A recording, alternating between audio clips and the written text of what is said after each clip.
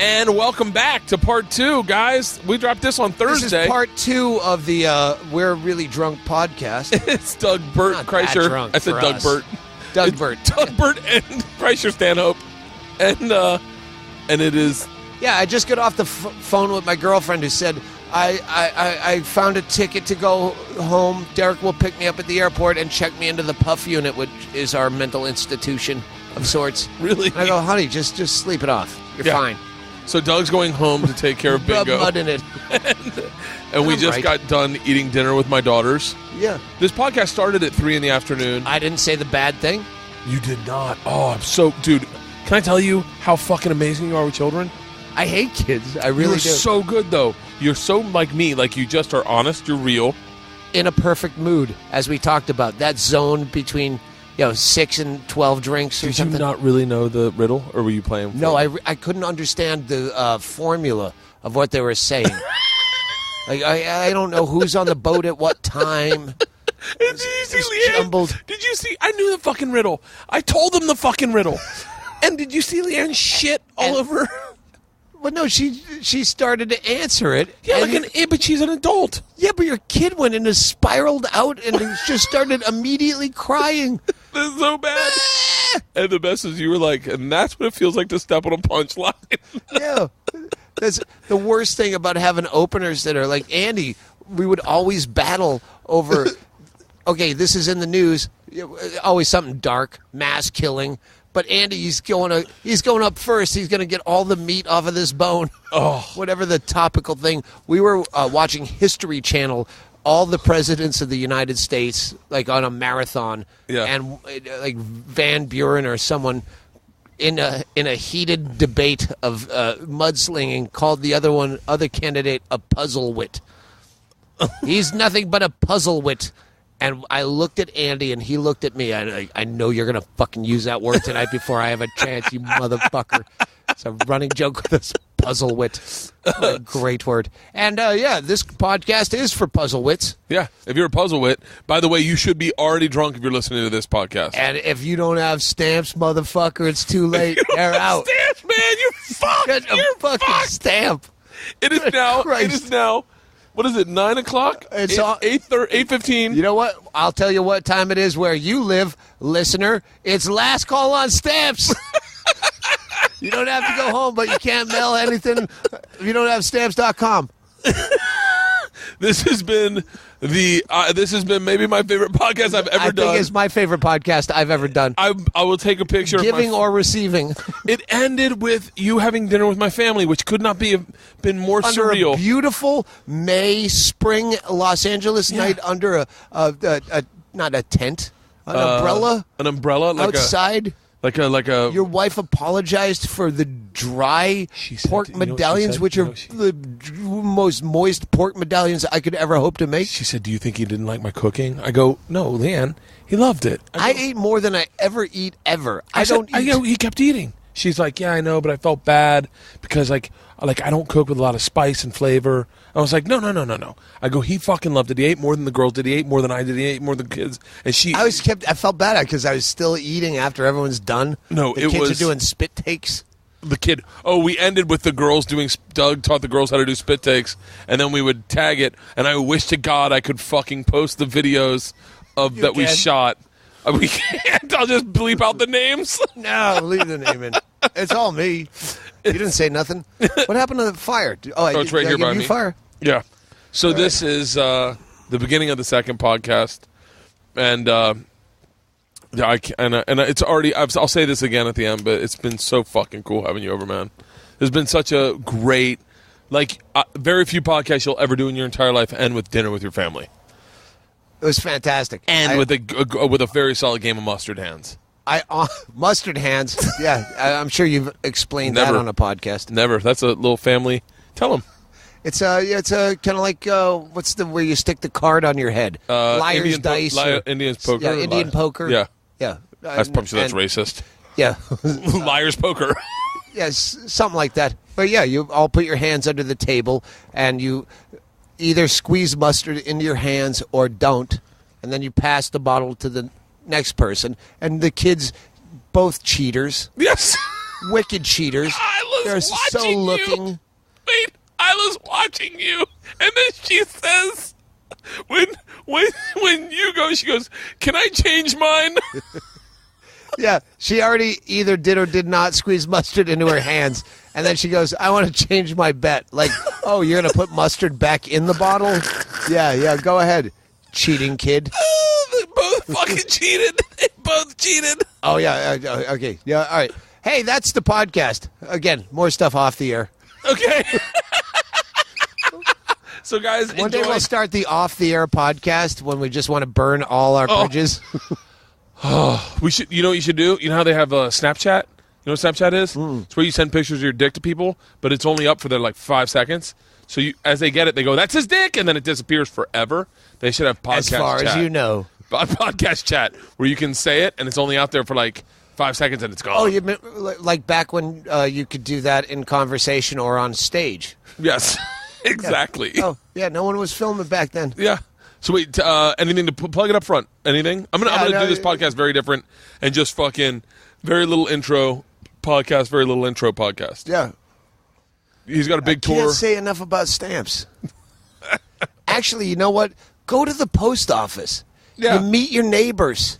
Yeah. You interact. Why would you want a soulless machine at your house? Let's do anti-commercials.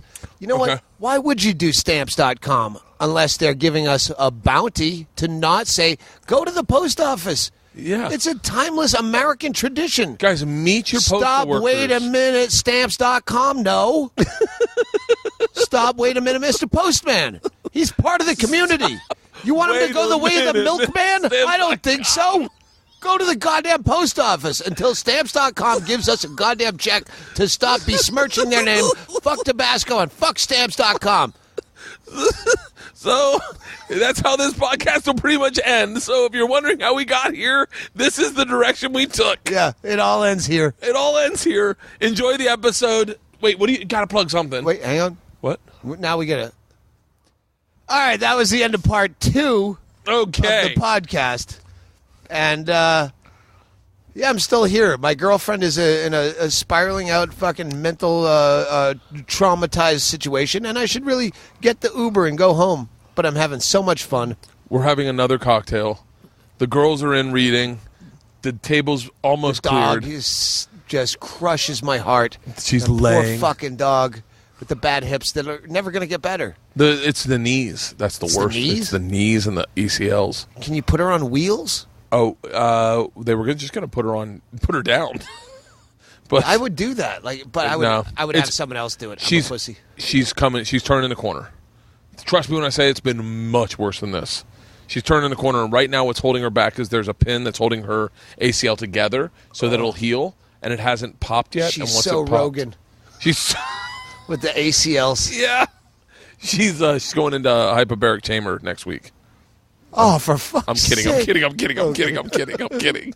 And the dog in the bubble and the boy with the baboon heart. So you're going to I can't believe we're really still talking. What else? It's what we do. Yeah. This has been you want to jump in an Uber and take this podcast all the way back to West Hollywood? Let's take it into fucking the improv and see who's there. Start interviewing people.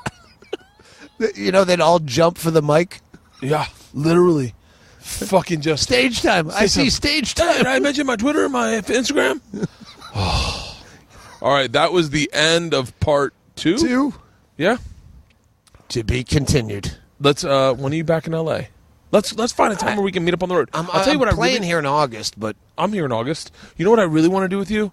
Genuinely, I want to do. And I want to do this with it would be fun to do a 4-person podcast. Me, you, Tate, and Rouse, or me, you, Andy, or do a 4-person podcast. Rouse is good because Rouse knows how to just find his punch. Yeah. He's not jabbering. I think 3 is the maximum. Then you get into people talking over each other. Let's do me, you, and Rouse. And let's do I want to do an odd hour podcast. We could do 3. We could do 4 with Rouse as one of the 3. You have to have someone who doesn't. Yeah. let's do an odd hour drinking podcast. I want to go watch the sunrise somewhere and drink into the sunrise, you know? Yeah. Like you must have said that because Twitter people have been saying, yeah, I want to be sunrise or sunset. We did the sunset kind of thing going on. We were here in the middle of the afternoon. Yeah, I showed up early. Yeah, it was perfect. Thank God you showed up early. I stayed late to avoid traffic and enjoy a nice meal. I'm, I can't tell you how. It's one of those moments. It's like what I said to you with Joey when Joey came over with his family, and part of you, because that's you're conditioned to it. You want to take a picture and tweet it. You want to share it with people because it's such a neat moment that anyone would lose their mind over. With Joey coming over with his family, and the kids are playing in the front yard, and me and him sit over those those Adirondacks out front, and our kids are playing, and you're just like, God damn it! But then it's also a real moment, and it's so cool that you don't want to miss it. And I literally felt like such a whore. But I'm like, my kids are eating dinner with Stanhope, and we're all telling jokes, and I go, I got to take a fucking picture. When I won the San Francisco competition in '95. I came back, and the Melrose Improv put, congratulations, Doug Stanhope, SF Comedy Comp winner. Yeah. And it was an off night. Jerry Seinfeld comes in at the height of being Jerry Seinfeld, and he goes outside to make a cell phone call alone underneath the sign. And I had my camera, and I go, I don't want to be that guy. But to get Jerry Seinfeld underneath me on the marquee, at that point in my career when I'm fucking nothing guy. Yeah. And I don't want to be that guy, and I should have fucking been that guy and taken that goddamn picture. I was told to not do it with Will Smith because of Bertcast. He goes, you don't want to take pictures with celebrities if you plan on being a celebrity. And I was like, all right, I won't. And I regret it so bad because I'd love to have a picture with him when I was young and I was skinny, you know? I'll tell you off the air because it sounds like braggadocio. But yeah, all right, that's the podcast. All right, guys, I hope you enjoyed it. Doug's going home. He's going back to West Hollywood, and I'll just keep in touch with you and find out when we can do this again. Yeah, this has been a fucking blast. I've not had more fun on a podcast. I fucking love you. This is the last week to pre-order my book, Life of the Party. So if you haven't, please get your copy at bertbertbert.com. This is Right. Yeah, now we're done shit-talking people. We go, hey, you know what? I don't like to say things bad about other comics. Hey, let's turn off the mic for a minute. And, oh, good goodness. We get that out of our system like a fucking animal. That was nice. It was nice. Almost like vomiting before ayahuasca. Yeah, exactly like that. For the record, everyone that's back listening after whatever advertisement I plugged for Doug's dates and my book. Yeah, I do have dates coming up. I don't even plug them on my own podcast. I always forget. Go to DougStanhope.com. I'm doing a West Coast, California, Oregon, Seattle thing in June. I should probably of 2014. I should probably post this tonight. I don't know what you're doing. What is it? Yeah, everyone's waiting for it. I'll do this in Amber Lion, and I'll do Adam Aldiger next week. What dates do you have coming up so people can go see you? June. It starts in like Irvine. It goes all the way to Seattle. And a lot of weird places. Oakland, only city that has a professional sports team. 2 that I've never played. Really? Yeah. Do you stack your tour based around like maybe things you can do during the day? No, because we're driving. So we wake up hungover, drive hours to the next town. Thrift stores. Yeah. All we do is hit thrift stores. That's it. And sushi. We try to find sushi in thrift stores. How's Sushi Don, by the way? It's really good. There's a fucking breakfast place right down the street. I passed it. I go by the sign. You can tell it's 4 Qs or 4. I don't know. It's like it's right on that street that you come down before you turn onto this to turn on. Oh, is it 420? Yeah, 420. Yeah, 420. All right. Oh, the best brand muffins best in the world. Breakfast? You can tell by the sign. Oh, you can it's the profile. Best. And it's so funny. It's one of the few moments I have with my children is like, you know, when someone wakes up early and I wake up early and I go, let's mom sleep in and I'll take the girls to go eat. I'll go Get always walk. Smiley face whipped cream pancakes, and chocolate chips. I got the girls muffins. And I was like, are you guys done? They're like, yeah. I go, let's take these home. And they have this great butter, this honey cinnamon butter. And so I go, great. And so I said, can we get some extra butters? And she's like, sure. So I put butter all over all their muffins. Like I cover it. And I'm not even realizing what I'm doing in Georgia. My oldest is staring at me. And I close it up. And I go, what? And she goes, I guess that's not my muffin anymore. And I'll never forget, I laughed so fucking hard, like it was an Attell one-liner, just the way she delivered it. And to this day, I watch her go back to that well. If ever I put butter on anything, I guess that's not mine. Oh, my mother was like that. Really? She would get a laugh and then just pound it into the sand. Like, all right, Ma, you're kind of ruining the original laugh you got by, you can't tag it with the same punchline. It's not how comedy works. So you know how if I were listening to this, I would be so fucking upset right now that we came back from a break where we said we're just shit talking comics we hate, and now back to the podcast. Hey, muffins and my kid, tell me the shit. I'll tell you at the bar. Here's the truth: is that I remember where we were. You were going through a book. Oh yeah. You read a book one time, and I heard you talk about it, and I adversely had a conversation with a senator at the exact same time who had read the exact same book. It was basically supporting what Jimmy the Greek had said. Yeah. What was the name of the book? Wait, hang on. No, and I only say this because... Negroes were are better athletes because in slavery they were bred... you didn't buy the fucking gangly kid. You bought the fucking athletic, and so they bred a fucking. It was a weird kind of eugenics. I heard on the plane. I heard Ian Edwards, a black comic, on Rogan's podcast defending Jimmy the Greek. Yeah, well, it's fucking science. This is not an opinion. But it's so funny because I got into a conversation with a bunch of like actors. And I just heard this Radio Lab about Kenyan runners.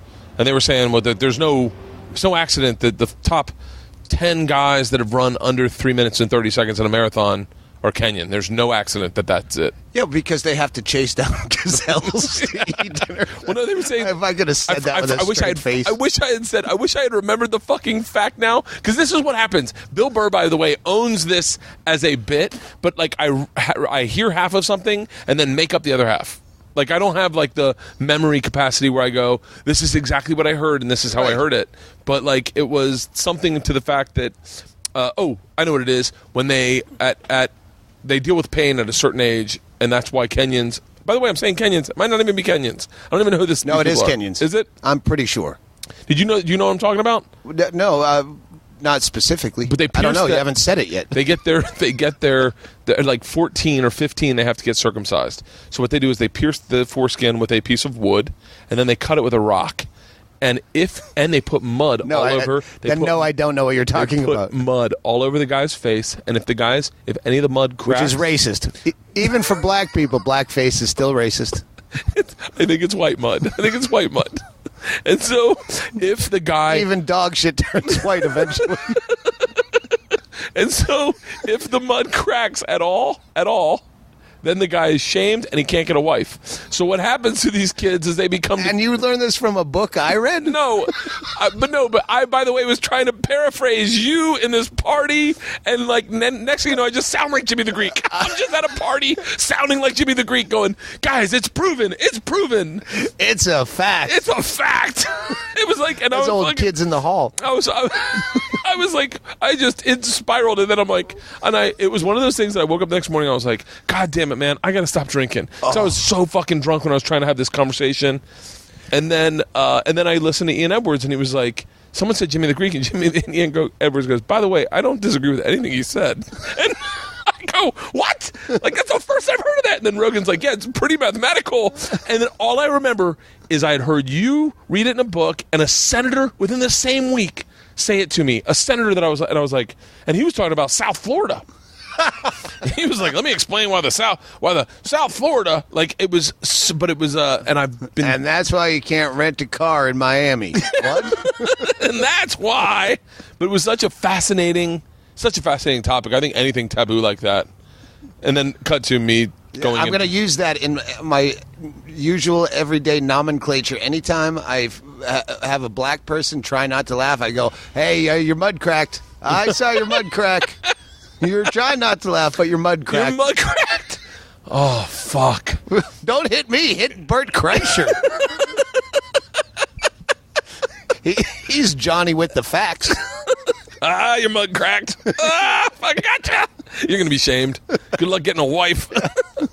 I told a story this weekend on stage about this fight I got into in high school with the black dude, and it's a little bit of a hacky bit now I look back at it. But it was a true story. And those are the worst, where you have a great true story, but it's a hackneyed bit. Yeah. Anything that involves airplanes. Oh, yeah. And you go, I want to tell a story, but it's airplane jokes. Yeah. What's the... Go ahead, sorry. No. Fuck my bit. My whole point was there were black people in the audience and they didn't really enjoy it. And I was like, in my head I was like, it's a true story. Like, you can't take away my actual history because you may think it may sound insensitive, but that actually happened to me. Why can't that can't happen? And I get to and they're standing there and they're telling me like, yeah, but you should maybe change it a little bit. And one of the fucking dudes that was there that night rolls up, Efren. He rolls up and he goes, "I was there. Fuck you." Like, and I was like, "Oh, you can't see. If I had lied about it, then he would have known I'm a liar." Like, you can't. Yeah. You got to stay to the truth. Can't fudge the facts. You can't fudge the facts, and I think people respect. Ultimately, I used to hate that when I'd have to change a name. Because, all right, if I'm talking about this specific city and now this guy's a fucking fireman, yeah. Well, everyone's going to know I'm talking about him and there's drug use going on. So now I have to change the name to Jimmy. Yeah. And then I hate lying that much. I didn't actually cross the street in Calgary. I thought about crossing the street. And that fucking story keeps coming up and I'll just stay with I crossed the street. I considered crossing the street. But it doesn't have the same effect. I feel like a fucking fraud every time someone brings up that story. I don't know how that story ever caught fire. I never actually crossed the street, but I wanted to. It's so funny. What's the bit that you've been working on? What? Prison for at least 10 years. What do you mean? A strong bit about the prison system, and all I have is hate and anger. Really? The justice system, the prison system. If I had one cause I would throw money at, it would be the Innocence Project. People wrongly convicted that are not even newsworthy. Fucking flight. Who gives a fuck from Malaysia? While some guy just did 20 fucking years again this week, another guy get out after doing 20 years where a prosecutor just set him up. Yeah. Just to pad his resume. That's a fucking human being. Did you watch the thing on the kids from Oklahoma? Oh, West Memphis. West Memphis? Yeah. Was it no, Memphis? that's West Memphis, West Memphis, Arkansas. Oh, okay, Arkansas. Yeah. Did that fucking just send you? Yeah, no, there's a million of those documentaries. I watch them, I get fucking angry, and you go, okay, I think the only recourse is to kill people. I'm not smart enough. I'm not a lawyer. I don't know how to run for office. I don't know how to become a warden. I just get a gun and a scope. That's your default. Yeah. It's just in your head. Okay, I can at least fantasize about killing that fucking prosecutor who still says, well, this DNA, that's witchcraft.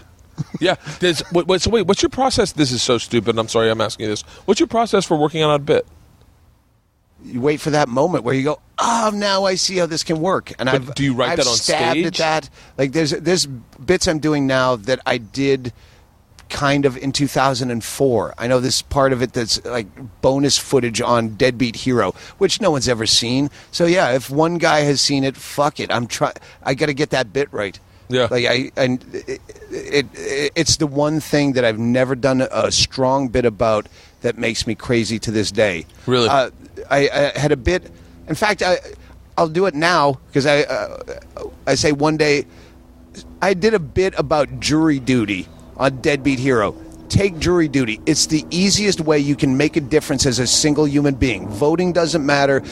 1 out of 12 people, I have that much faith in humanity that 1 out of 12 people can get on a jury, and if it's any kind of fucking marijuana drug charge, victimless crime, just say not guilty. That's all you have to do is get on a jury and say not guilty. It's called jury nullification. And I did a bit about it. It just wasn't funny. So steal that fucking premise. Any comic out there, steal that fucking premise because it's really important that people know that it's that easy to make a difference. Is one guy saying not guilty and a lot of people go free. Just make it funnier than I did. My bit wasn't that good. Really? It was not enough fist fucking in it or something. But yeah, please. What's your It's a problem I have with the Hicks thing, where people go, oh, all these Bill Hicks wannabes in Austin. Well, because that guy touched a premise no one else touched. Those premises are the ones that should be airline travel or dating, and I have kids now. That's an interesting way to look at it. Fucking beat those topics to death till they're no longer relevant. The fact that Lenny Bruce and Bill Hicks are still relevant is what's scary, because those problems are still here and worse. So, yeah, beat those fucking topics to death. That's really fascinating, because people have no problem telling you about a prank they pulled on their friends, and it's very similar to something someone else has done, or like I remember when I had a kid, I worked with Louis C.K. No one says, dating material, you're a Richard Jenny wannabe. Yeah. Yeah. It's fine. Did you know Richard Jenny? Nah, kind of. Yeah. Back when I didn't know how I was going to end up. Yeah. When I was a young comic, I was dating this girl that was a child star on a show called Head of the Class when I first moved to L.A. and he had done a pilot with her. I've heard of this. Who was it? Christine Hodge. And I fucking Googled her because I've heard you tell this or talk about it, about it. She had done a pilot with Richard Jenny, so every time he'd see her at the Improv, he was a fucking horn dog. Yeah, no, if he was known for anything other than just being funny. Yeah, he was trying to fuck everything in sight. And she'd go, oh, and this is my boyfriend Doug. He'd go, oh yeah, hi, and he'd go right back to hitting on my girlfriend in front of me. And so I knew him from that. And then he introduced me the first time I did Montreal, the Danger Zone, or whatever dumb fucking show they had. Yeah. He goes, I don't know this guy. I've heard a lot about him, good things, but it's Doug Stanhope. I go, you don't know me. You fucking hit on my girlfriend. That was my opening. You hit on my fucking girlfriend in front of me all the time. I met you like 8 times. You don't know me? So great to any comic in the room. But when you're talking about Montreal, they're like, how are we going to develop that? Point being, that now I don't remember anything. This guy, the Gainesville comic that I was just raving about his bit, I don't remember his name. Yeah, he's some kind of half Asian. I don't know. I heard he's not quite a Patel, but a little east of there. It's so funny. You've seen a bunch of guys copy styles of guys you kind of have like ridden with. Like, how many guys do you see copying? Andy Andrist, and I say this as often as I can, if I'm repeating myself, but Andy Andrist gets a lot of shit. Oh, he's just trying to be like you. No, me and Andy are buddies, and I'm probably more Andy Andrist in influence than he is influenced by me. We've hung out for 15 years now, we're best friends. So, yeah. But he's just not known. So people go, oh, fucking that guy's he's trying to be you. No, I'm trying to be him. He's way funnier than me. What about Hedberg? I think everyone. Look here. Let me preface it this way. Instead of going like, "Hey, tell me about Hedberg," let me just say this: every comic. Let me restart all of this. Yeah. I have idolized the lifestyle, maybe choices, the artistic choices, and the art that Hedberg put out. I met him one time, and I'll tell you what, I'll tell you this much, and you'll notice it very quickly. His fingernails are painted, and if you notice, I have no problem with painted toenails. So that was for my daughters, but I don't have a problem with it because I saw. What's that? Oh, no, I get mine painted all the time, but I get ingrown toenails so bad that I have to do kind of home surgery on them, and it's hard to navigate when you can't see the whites, so I stop painting them. Yes, it is. I'm starting to swell up on the left side on this one. So, hey, wait! We were talking about painting your toenails. Tell us about the shit you were saying off the air. So, I should have, guys. I should have been an extra, like a $25 extra. I would have made a fucking $1 million just us talking shit. Let's do this instead of me saying Hedberg. Instead, I'll just say Hedberg and just paint a picture, if you could, for everyone in your recollection of him, being around him, working with him. Hedberg is so hard to talk about because all the stories I have, you know this as a comedian, there's some stories that weren't that good but tell well. And then there's other stories that you did have to be there. So most of my experience with Hedberg was when we were coming up. Yeah. As soon as we're both headliners, we never see each other. Yeah. Rarely. So it was all early, but he was... we did acid together one of the first times, like the first week we met. We did, and when you young and you trip really hard with someone, that's your fucking best friend for life. And most of the stories I would have about him, they just don't tell. It's a tripper. Like, yeah. His intellect was above anyone I knew. I always knew that I'm dumber than this guy. This guy's like Rogan, where you go, oh, you know a lot of shit. I don't feel dumber than you, though. Hedberg, I felt dumber than. Like, you're the goof. And he's got a smirk on his face because he knows you're a fucking opening act in life, and he's a feature. So then, let me ask like base questions, and you just to help kind of form the figure of what I kind of look as elusively at. Was he concerned with the success of other comics? Yes. Really? I was surprised to find out. But if you talk to Shawcroft, his wife. Yeah. He, to an extent, he had more of an ego than you want to believe. He was more calculated in knowing that short jokes like this will sell. So he had that side to him. Okay. But he was aware of it. But that wasn't his goal. Yeah. He's just that. It's like having business acumen. Is that a fucking big word? 5 drinks in? Yeah, acumen. I just threw it out there. Dimitri Martin was like that. He knew the business. That was natural. He didn't, that wasn't, he could do that. Yeah. I can throw a basketball. I just don't do that. But if I walk through your pickup game, I'm going to fucking land some half-court shots on my way to score heroin. Did you ever see him do heroin? No, but it was one of those things where he would throw so much honesty into not necessarily his jokes or between his jokes, that inability to stop, almost Tourette's. Like, that joke just died. He would have to address the moment, which is what we had in common. Like, I'll do the bit, but I'm going to have to talk about what's going on right now. I can't plow through. Wow, I think you guys don't like me. And then next joke. I learned that, and I learned that ability, and I don't do it very well still, but I learned that was okay to do, and it's something natural to me from Jim Norton. I watched him. Jim's very honest in the moment. If he doesn't like what the reaction was, or it's about that room, and that is, in my opinion. That's why I could never do a fucking Letterman or anything, because I could not do 4 minutes without addressing. Television is the worst, where you have to look into the camera and you're playing to an imaginary couch, ignoring the audience. I can't ignore the Man Show, whatever. There's a live audience here. I have to. That's what I do. Yeah. I'm not. Anyway, Hedberg, we were co-headlining at the Acme Comedy Club. You don't have headphones on, so every now and then I have to go, oh, is my microphone close enough? Usually Chaley's. No, it's perfect. It's perfect. I'm watching the levels. Acme Comedy Club, and he did a bit that you could tell he was riffing. We were working every night, so I know when he's riffing, and he said, do you ever have a good thing, and then someone makes it better where I'm fucking this up. But so was he. By the way, and that only makes it better that you're telling it, you go, I'm fucking this up. Like, but he was, you could tell he's riffing. And then it's like you used to like smoking pot, but then someone sprinkled some heroin in the pot, and pot ain't good anymore.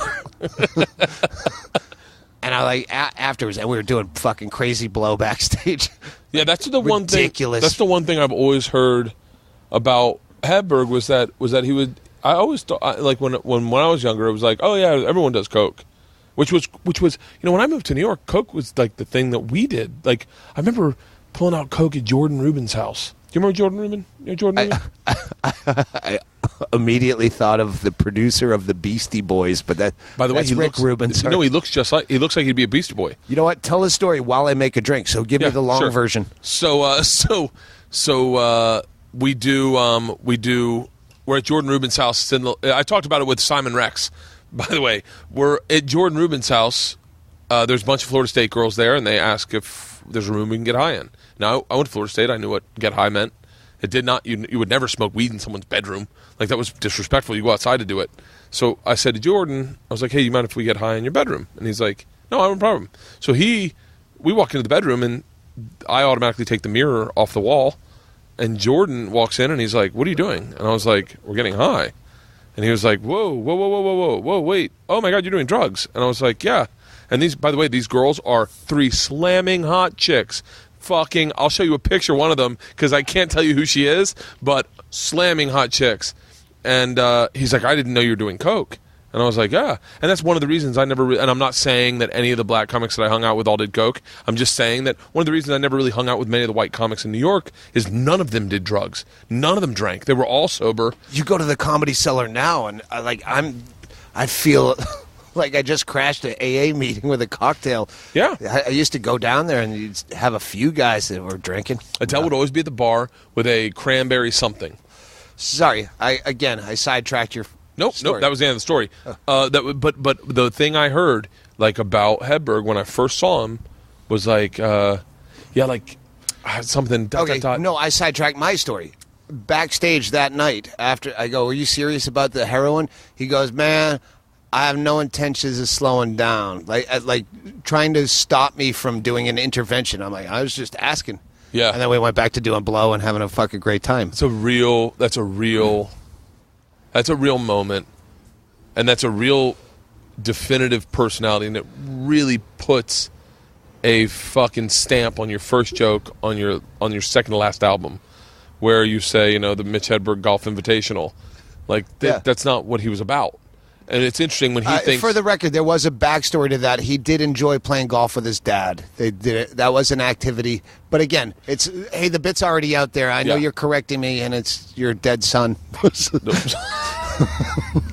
I would love to play golf with Mitch Hedberg, by the way. It's the principle that he, like Hunter-S, that was my fantasy thing. I don't know if I said it on a bit, on a recording, but what would Dr. Drew do? Actually, I think I brought this up to Dr. Drew on his podcast. I listened to that podcast. What would you do if you had to do celebrity rehab with Rat Pack, Dean Martin, Charles Bukowski, Hunter S. Thompson? You really going to tell them to fucking slow down? Yeah. Yeah, Hedberg was like that. He was never like, I got to clean up. Even Greg Giraldo with the fucking revolving door. I don't drink. I do drink. Hedberg was this is what we're doing. We're doing this till the end. I learned a lot about Giraldo's sobriety by talking to Giraldo only at like a handful of times, but I learned a lot about the way you need to live your life in a weird way because I watched Greg and he would take it to the 12th degree and then back positive 12. Yeah. And it was like back and forth, like such a fucking swinging revolving door, they call them in AA. Yeah. Revolving door alcoholics. But and he and I was like, well, I don't ever want to be so bad that I'm, and I don't want to tell stories about Greg out of, post, because he really was, and he still is a guy. When I'm on a fucking downward spiral, I Google him and I sit in bed like with a fucking Jack on the Rocks and I watch Greg and I genuinely miss the sweetness of his personality. He's a fucking great guy. But he, I'm not trashing him. I'm just the same theory with quitting smoking. Hey, you know what? Just because you had a few doesn't mean you have to go. Oh, I'm going to the Indian reservation to buy 10 cartons. Yeah. Hey, I was going to fucking punch my girlfriend in the face, and I go, I should just have a cigarette. Yeah, it's like Steve. Steve Bernazzi? No. Okay, Steve Bernazzi is on The League. He's a great comic, and he's a Comedy Store guy, but he's also been a massively successful actor. He had the best fucking not quitting smoking story. Is he worked at the Twin Towers and walked downstairs to smoke a cigarette before going up to work, and they fucking hit, and he was down smoking a cigarette, and he was like, "Well, you know what? I'm living on fucking borrowed time. I'll never quit smoking." But as a comic, way beyond your mother's suicide. Where there's a part of your brain as the fucking planes are crashing into the building going, I could parlay this into 6 minutes. Oh, this is going to be a good bit. No one else has this story. Yeah. No one. That is, by the way, and I say this, your Opus bit, as it speaks to, and I never really referenced this earlier, but to guys on the road that are featuring, which are the fucking feature acts and I won't say open micers, but guys. I'm going to cut you off again, but I'll remember where you were. I would love to eliminate that term from comedy because people don't know comedy. So a feature act sounds like a headliner. Now you're feature act, and they all think it's the guy that came to see, and then they're disappointed. So just say your next comic or middle act. Yeah. Whatever. Middle acts. Don't say feature act. It makes no sense to anyone. Yeah, it doesn't. No. And you don't have to have 3 guys. If you live in a town where you don't have a fucking cream of the crop open mics, just put 2 guys on. Two guy shows are pretty fucking good. Well, at some point, they made the fucking rule that they have to have 3 guys, even though you don't have 2 guys that are good. Yeah. Go ahead. But the feature acts. The feature act consensus is your bit about your mom's passing is the benchmark for where people should be striving for. Because it's honest, it's open, it's on your... Now you're going to have guys killing their mother just for the material. By the way, what a great, dude, I killed my mom too. It's not parallel thinking. And then some guy comes out and starts doing the bit as though it's his story. I had to fucking try to steal it online because I couldn't get it on a plane because I couldn't download the album because the fucking internet was too slow. And so all I could do was get it from wherever I got it. And I'm sorry, you told it on a podcast. You referenced it on a podcast, and that's where I could find it. And then whoever I was working with emailed it to me. It was 5 years to get that bit to work. It was the best part is that they tried to take bingo. Oh, I didn't know. There was so many details. Yeah, no, they tried to pick up Bingo. They thought Bingo had died. The paramedics. She was crashed out. We took Xanax. We had already taken the Xanax when she decided it's fucking time to go. So we had to rally and fight through the fucking Xanax and then we're drinking cocktails. And at some point, she's still technically alive. Both her and my father, we did the mirror under the nose at one point. Are you serious? Yeah, my dad was just dying. But you couldn't tell. Yeah. He was so frail and he was kind of cold. And is he really dead yet? I don't. And my brother and I, just the greatest, just as brothers do from early on, the gallows humor, late night, overtired, giddy, and we're putting a mirror under my dad's nose to see if he's dead, and then just bursting into fucking tears of laughter at how ridiculous it is. Yeah. But the reality of it, and now we're fucking old dudes, and it's dad, but... And your brother's still in Boston, in Massachusetts. His wife was repulsed. Really? Yeah, just the fact that we're laughing, crying, laughing, just trying to figure out if he's dead or not yet. God. We're sitting vigil. Yeah, it mounts up on you. How many hours? It's 9 hours. We think he might be dead now. It's in the house. We're not at a hospital.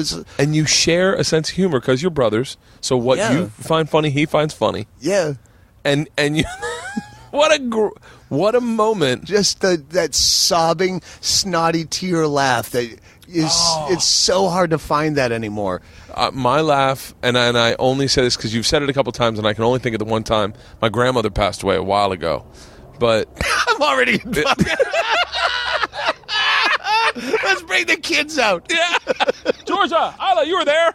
And so the best was butter my muffin. Go ahead. The best was they did are they coming out? They're really coming out. No, they're right there. They're right there in the window. So the best is they're doing a slideshow of her life, and it's so noble. And at the funeral? At the funeral, they're doing a slideshow of the greatest memories she had. She's in a box up front, and that's something my dad said. He was like, say a box up front like it's a point of purchase. That was exactly how I saw it. Is she was in a box up front and not smiling. That's all that fucking shook me out. Is she wasn't a sad lady, but they have her frowning in the box. Put a weird snarl. Yeah, and my dad goes, "What are you fucking retarded? Do you want her smiling?" And I was like, "Well, I'm just saying." So, but the best was they're showing all these pictures, and then they show a picture of my middle sister when she was aggressively fat, and.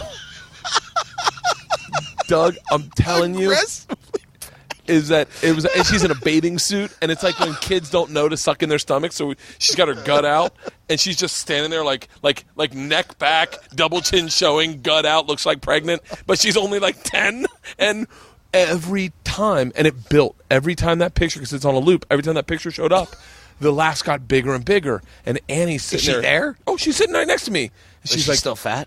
No, but she's like, are you fucking kidding me? By the way, that moment, that picture is probably defined a lot of ways she feels about herself. So it's happening over and over. By the time they go to do the speech, every time the picture comes up, the fucking room loses it. And I can't, and I'm laughing hard, and I have a very distinct laugh. But those moments, I think in my head, that's a bit. When I'm further away from it, that's a bit. Like, and you can't separate yourself away from the bits. There's a story that I could only... The only way I could do it justice would if it were in a movie and you could recreate it. But there was a comic here. I can't remember his name. But when we first moved here, it's just one of those, I was going to say rubbishy guys, but that doesn't even make sense. But he's a dumpster diver of comedy. Anywhere he can get on stage. Like, Yeah. I think I know his name. Keep going. Motivated with no talent, but he can always find... Becker's living with me from Alaska. Yeah. You probably met in Alaska. He's Yeah. a bartender up there. Fucking funniest guy in the world. Oh, yeah. Oh, maybe you did his podcast. I did not. Bus. I did not. We're living here, and he's like, there's a children's party. Oh, no, we didn't know. He's doing a private party up in the Hollywood Hills daytime show. And sure, we'll do it. So we show up, and it's a children's party where they had the whole backyard laid out with the lemonade stand, and they had little booths, and it was to raise money for arts for kids. And we're like, but this is a kid's party. And we show up, and he's done some time standing up there, the guy that put this together, and we go, we can't do this. Like, even if I took the swear words out, the content still doesn't translate. There's no way. So by the way, you said swear words. Even if I took the swear words out. The content. I don't have the content. So we're just sitting there drinking all their beer from the adult cooler. Yeah. Going, I don't know. Trying to figure out, because, again, we don't not do a gig. It was no money, but still, they're expecting you. So your polite side is going, how can I do this the right... And at one point I go, I'm going to deal with this, because he stopped the show, and we're going to start the show in a little while. The other comics are here, so later on we're going to... And I brought the mother in, and I said, listen, I'm sorry, because we already drank all their fucking beers. So I go, I'm really sorry, but our acts are so inappropriate for kids. And she goes, don't worry about it. And I think she means don't worry about it like you don't have to do it. She's like, don't worry about it. Go ahead and do your filthy fucking rotten act in front of a mass of children. So...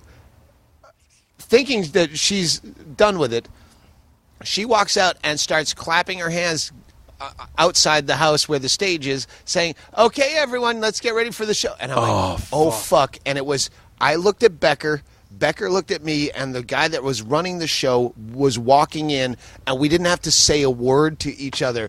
I just grabbed the fucking guy that was running the show, and we pulled him out the door, and we ran like children who just egged a bus. We ran like fleet-foot cops sprinting, and we have to it's on the outside of the fence, so they hear our feet slamming. We're parked at the bottom of a hill, and we as we got into a block down, we got into my old fucking Oldsmobile Cutlass, and I see the woman in the rearview mirror as I put it in drive and spit sand and gravel.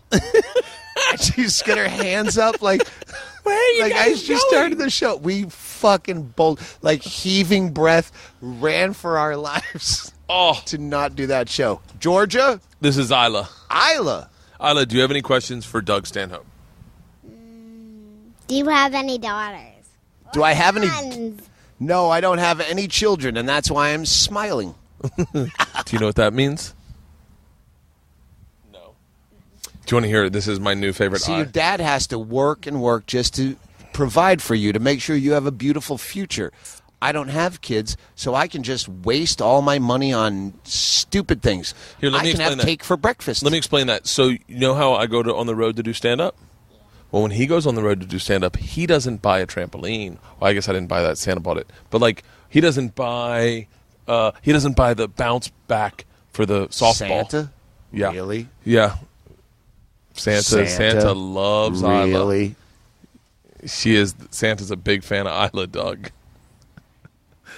Santa loves Isla. Do me a favor. Go inside. He bought us the tree house. You bought her the treehouse? All I want to say is you're a beautiful young lady and get used to an entire lifetime of lies. Yeah. Wait, tell him what And he got us two other things. He got us the thing where you throw it and it hooks on. Oh, yeah, no, I know what you're talking about. It's, yeah. What do you call it? I know. Yeah. Yeah. Santa I got knew him that. exactly what you're talking about because I have one right across from my fun house. I have the same house. Yeah. I have the same couch. I have that same game. He doesn't have to supply. Do you have a cornhole? Do you have cornhole? No, we don't have cornhole, but I bet the girls would love cornhole. Cornhole's like a little it's like a little piece of wood with a hole in it, and you throw a sandbag at it. It's kind of like a skee ball, but Yeah. without the. Yeah. I'll see if I can find one. If I had a daughter, she'd have cornhole because I'd be a better dad. Ask him. Oh, and I ask wouldn't him have cornhole money if I had a daughter. if he had a daughter. What would he say? What would he name her? That's a good question. Lily. Oh, you'd name. Oh, you answered for him. You name your daughter Lily. Lily? Yeah. I was about to tell a story about Lily Hayden Really? because her mother let her name herself as Really? a kid, so she named herself Helicopter, and then decided on Lily later on. I was just, Really? yeah. Are you serious? All right. Do you know Maury Hayden? No. Lotus Weinstock she changed her name to. It was Lenny Bruce's fiance when he died, Yeah. and this is a pointless story. Yeah. Okay. All right. We'll be out here. We'll be in a little while. Okay. That was a close dodge. Heard you're a big fan of Zach Galifianakis. Yes. It's a long story. I know that story, says Mrs. Kreischer. Oh, shit. You know what? If my girlfriend weren't out of her mind, No, I wouldn't answer. answer that. That's an 800 number. I'm guessing it's not bingo. What? Yeah, that was a close call. They still believe in Santa, and George, the oldest, still really believes in Santa. I'm one drink short of doing the bad thing. I caught that, and I was like, and I looked at you. I was like, Doug, Yeah. Santa, Yeah. like that's the last thing you have as a parent is when they stop believing in Santa, you lose them. That's it. They're gone, and It's like, a shock collar. my buddy Cowhead. I called Cowhead, and I'm on the phone with him, and he goes, I said I'm with Georgia, and he goes, let me talk to her. I give the phone to Georgia. And I hear Georgia go, Santa? And I grab the phone. I go, no, you are not doing that to her. Let her. She's 9. I mean, to the point where I start wondering if, like, developmentally something's wrong with her. She still believes. And her friends go, oh, no, it's your parents. She's like, no. Your parents got divorced. That's why you think that. Oh, jeez. That's what Georgia thinks. Georgia's like, horrific. oh, yeah. So, wait, what were we saying right before that? I was going to move on to stifling yourself when you're drinking. As you were talking earlier about, oh, fuck, and then I got drunk and I said this. Do you get to a place in your drinking where you wake up so happy that you didn't say the thing you could have said? Yes. You go, I didn't say anything bad. Yes. I was nice to that person. I was going to tell him the truth, and then I stopped myself. I stopped just shy of the fucking spiral. And for me, it's always something always like self-grandizing. Like, it's ego related. It's like being Always. insecure and me wanting to say, oh, I'm I have money, I work, I'm not a fucking loser like you already think like I am. So for me, that's where it always comes in. Like Sorry, Walsh would occasionally say that to no one's benefit but the back of the room. But Really? he'd get a heckler and go, hey, lady, I made over $80,000 last year. I told Just someone, make up a random number, Yeah. but as though that justifies him. And but it was enough that he would be worried even the back of the room wasn't catching that. I said one time, hey, I pull in over 4 figures a month and nothing. And I was like, God damn it. Is it too on the nose? Like, why are you not catching this? You'll never have kids, right? No, abortion and a vasectomy and You got a vasectomy? Oh yeah. Really? Yep. How old's Bingo? Weird Is she young? because you seem to know my entire library of work except that one bit. The vasectomy, I'm sure I probably heard Baby over. Hero, yeah, it's 10 years right after the abortion. Yeah. I had to because I thought I was just blowing blanks. Oh yeah. I just assumed because I'd never gotten anyone pregnant and never used protection. I've used condoms my entire fucking life. Biggest regret. Maxim magazine asked me if there was one thing I would write for like a one-liner of worst advice I ever got, it would be like, wear condoms. So I believed there would be a big fall off in all my friends that didn't wear condoms. Like, I believed mid-college, everyone would start getting AIDS. Die? Everyone's AIDS. I was going giving Marilyn Manson shit for not having herpes. Like, it kind of ruins your status as a rock and roll guy. Marilyn Manson doesn't have herpes, yeah. And I've made him feel bad about it. What's he like? What's he like in real life? I don't know. I don't know him. I can't say that I know him in real life. Really? I've never seen him in daylight. So yeah. So it's one of those. Who's the person you partied with? Who have you partied with that you kind of were like, oh fuck, get the fuck out of here? I couldn't keep up with. I'm a wicked lightweight. Really? Yeah. I especially drugs.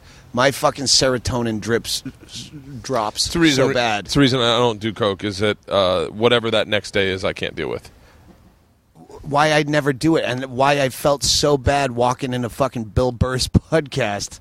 And is Bill drinking these days? No, he's on the opposite. He's about to film a special, so he doesn't like want his big football head, or however he puts it. Yeah, he's like a fucking Rocky. He's in shape. So yeah, he's been sober for a month and getting ready.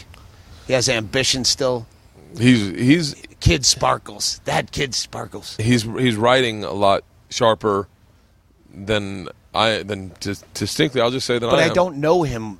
We've known each other for years. We've run into each other. We're friendly. Yeah. We're kindred spirits. Yeah. But for me to walk in the fucking most hideous state of fucking stink and half a suit and then the shorts I could find. And by the way, and I saw you post 5 cocktails, and I was like, and you definitely had that in your eye, like, let's open a bottle of champagne. I don't care if it's warm. Oh, Jesus. Yeah, just give me a fucking drink. I'm that way a lot. I get that way in morning radio. Like, I'm like, what do you guys have? Do you have anything floating around? And they're like, we have whiskey. That sounds great. We can't find ice. Oh, I don't care. It's wicked good. And then I'm doing Stern on the 21st, and I think I'm going to drink for that one, because every time I go on there, I'm kind of sheepish. And I'm promoting a different guy. Me in the morning is not me on stage. Me on stage is always drinking. It's really fucking interesting to look at that. So I'm doing morning radio promoting a different fucking act than I am that you'll see. That's really fascinating. Yeah, you got to have a few cocktails. So, yeah, I think this time I'm going to go in half shitty. Don't go in. Are you ready for my 2 cents? Yeah. Don't go in half shitty. Go in sober, have your first drink in the green room. Yeah, I treat it like a show. Treat it like a show. Yeah. Like, because that's 2 or 3 drinks in the green room. I'm always best, like right now with that sweet spot. Mm-hmm. I'm really bad in like 4 beers. I'll be bad, and then no one wants to hear me talk. But that's why I always like. But 4 beers? 4 beers after this. Oh yeah. Yeah. Then I'm a mess. Oh, then you're just forcing. Then all of a sudden, the kids have to know about Santa. Yeah, and I'm like, here we go. Come here, Isla. Sit down on the ground, not on me. Don't touch me. But go in and celebrate yourself. Celebrate yourself. Make a morning of it. Fucking bring in a bottle of champagne, cold bottle of champagne, and then when they go, Doug, can you sign this paperwork? Go, pop. Here we go. This is how this morning starts. Can you do O&A then too, or do you just do? You know what? I don't know their beefs.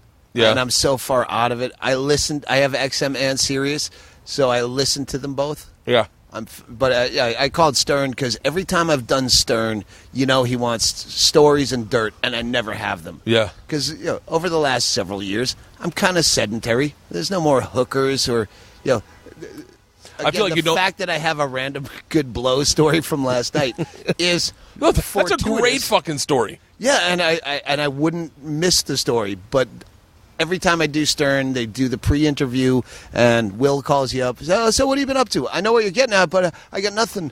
Yeah. I drink. I tell jokes. That's pretty much it. I try to figure out what can I manipulate into a. This time I have some good stories. So I called them. Hey, anytime in May, I get May mostly off. I'll fly out. Stern's one of those shows that I don't feel like you do it right unless you leave regretting it a tad bit. Unless you go. I almost cried after the first time I did it. Really? I felt it was sitting in the Jackie chair. It was like the X show. Jackie left and they were auditioning basically. You sat in as a guest, and it was all either inside show. I don't know who the intern is. I don't listen to morning radio, Yeah. so I don't know that. And the rest is pop culture. I don't know Mariah Carey or all these references. I have nothing to add in, so I just sat there like a silent fucking turd on a log. Really? And I left. I wanted a fucking bawl crying. Really? Because You would have been so good on Stern. Well, I've done it several times. You would have been so good as third mic on Stern. I would have never moved to New York. Really? No. You wouldn't? Yeah, I saw you. That was a great special, by the way. The black and white one. Was it black and white, or am I just imagining it in black and white? As Deadbeat Hero, No Refunds should have been black and white. No Refunds was the one with the mirror behind you. Yeah. Yeah, I like the mirror behind you. They had done some Comedy Central show, like one of those, just like Dave Attell's show. A bunch of different comics, premium blend. So they had just got done filming that, so we could save $1 or $2 by keeping them an extra day. It was a good. Fuck the Yankees. Fuck the Yankees is like a solid. It is a solid go there. Fucking respect the road. Respect the bit. Like I loved it. It was one of those like I'm gonna put it in your face and I'm gonna tell you why. Fuck the Yankees. It was just such a great bit. But it's one of those bits that everyone gets wrong. Well, you love the Red Sox, right? Like if you say if you say anything that seems liberal, you're a fucking Democrat. No, I'm not a party affiliate. You're the first person. Oh, another great Doug Stanhope fucking story. What's the cat's name? Gus. Kitty. He's kind of a dick. Another great Doug Stanhope story. A little bit of a post on your blog. Ladies and gentlemen, I am no longer running for president. I have found out that me selling merchandise in my running for president is taxed. Just talking about running for president on stage, then it's a campaign. It's campaign contribution. Yes. No, it's a fucking check from a funny bone. It's campaign contributions. And if you fuck up, so what your post was so matter of factly like, okay, guys, I fucked up. Please no one bring this up again. Yeah. And it's on my Wikipedia page, which if anyone knows how to do Wikipedia, add any other facts onto that dumb page, because somehow running for president for like 5 seconds 12 years ago or 8 years, I don't even know what year it is. Yeah, every radio interview, newspaper where they don't have any... All they do is go to your Wikipedia page, and I can tell when they don't know who I am because they go, so you were a presidential candidate. Like, you just read the Wikipedia page. Get that off of there. Yeah, I can tell when people do the same 3 things with me. They're like, Van Wilder, right? And I was like, oh, God damn it. Oh, yeah. I wish that had never been. I wish I had never brought it up. It was my misstep. But I was trying to sell tickets in fucking Arizona. I was like... Thanks for the plug, by the way. I didn't put that together, that actually Gainesville was a shit market. I go, fucking Kreischer. I think he was like, is where he was the big shot. No. And I asked for a retweet, and you gave it to me. I was in Tallahassee, I think. I was in Tallahassee, but all my friends are in Micanopy and fucking Leesburg and all around Gainesville. So like, I have a bunch of friends over there. Good show.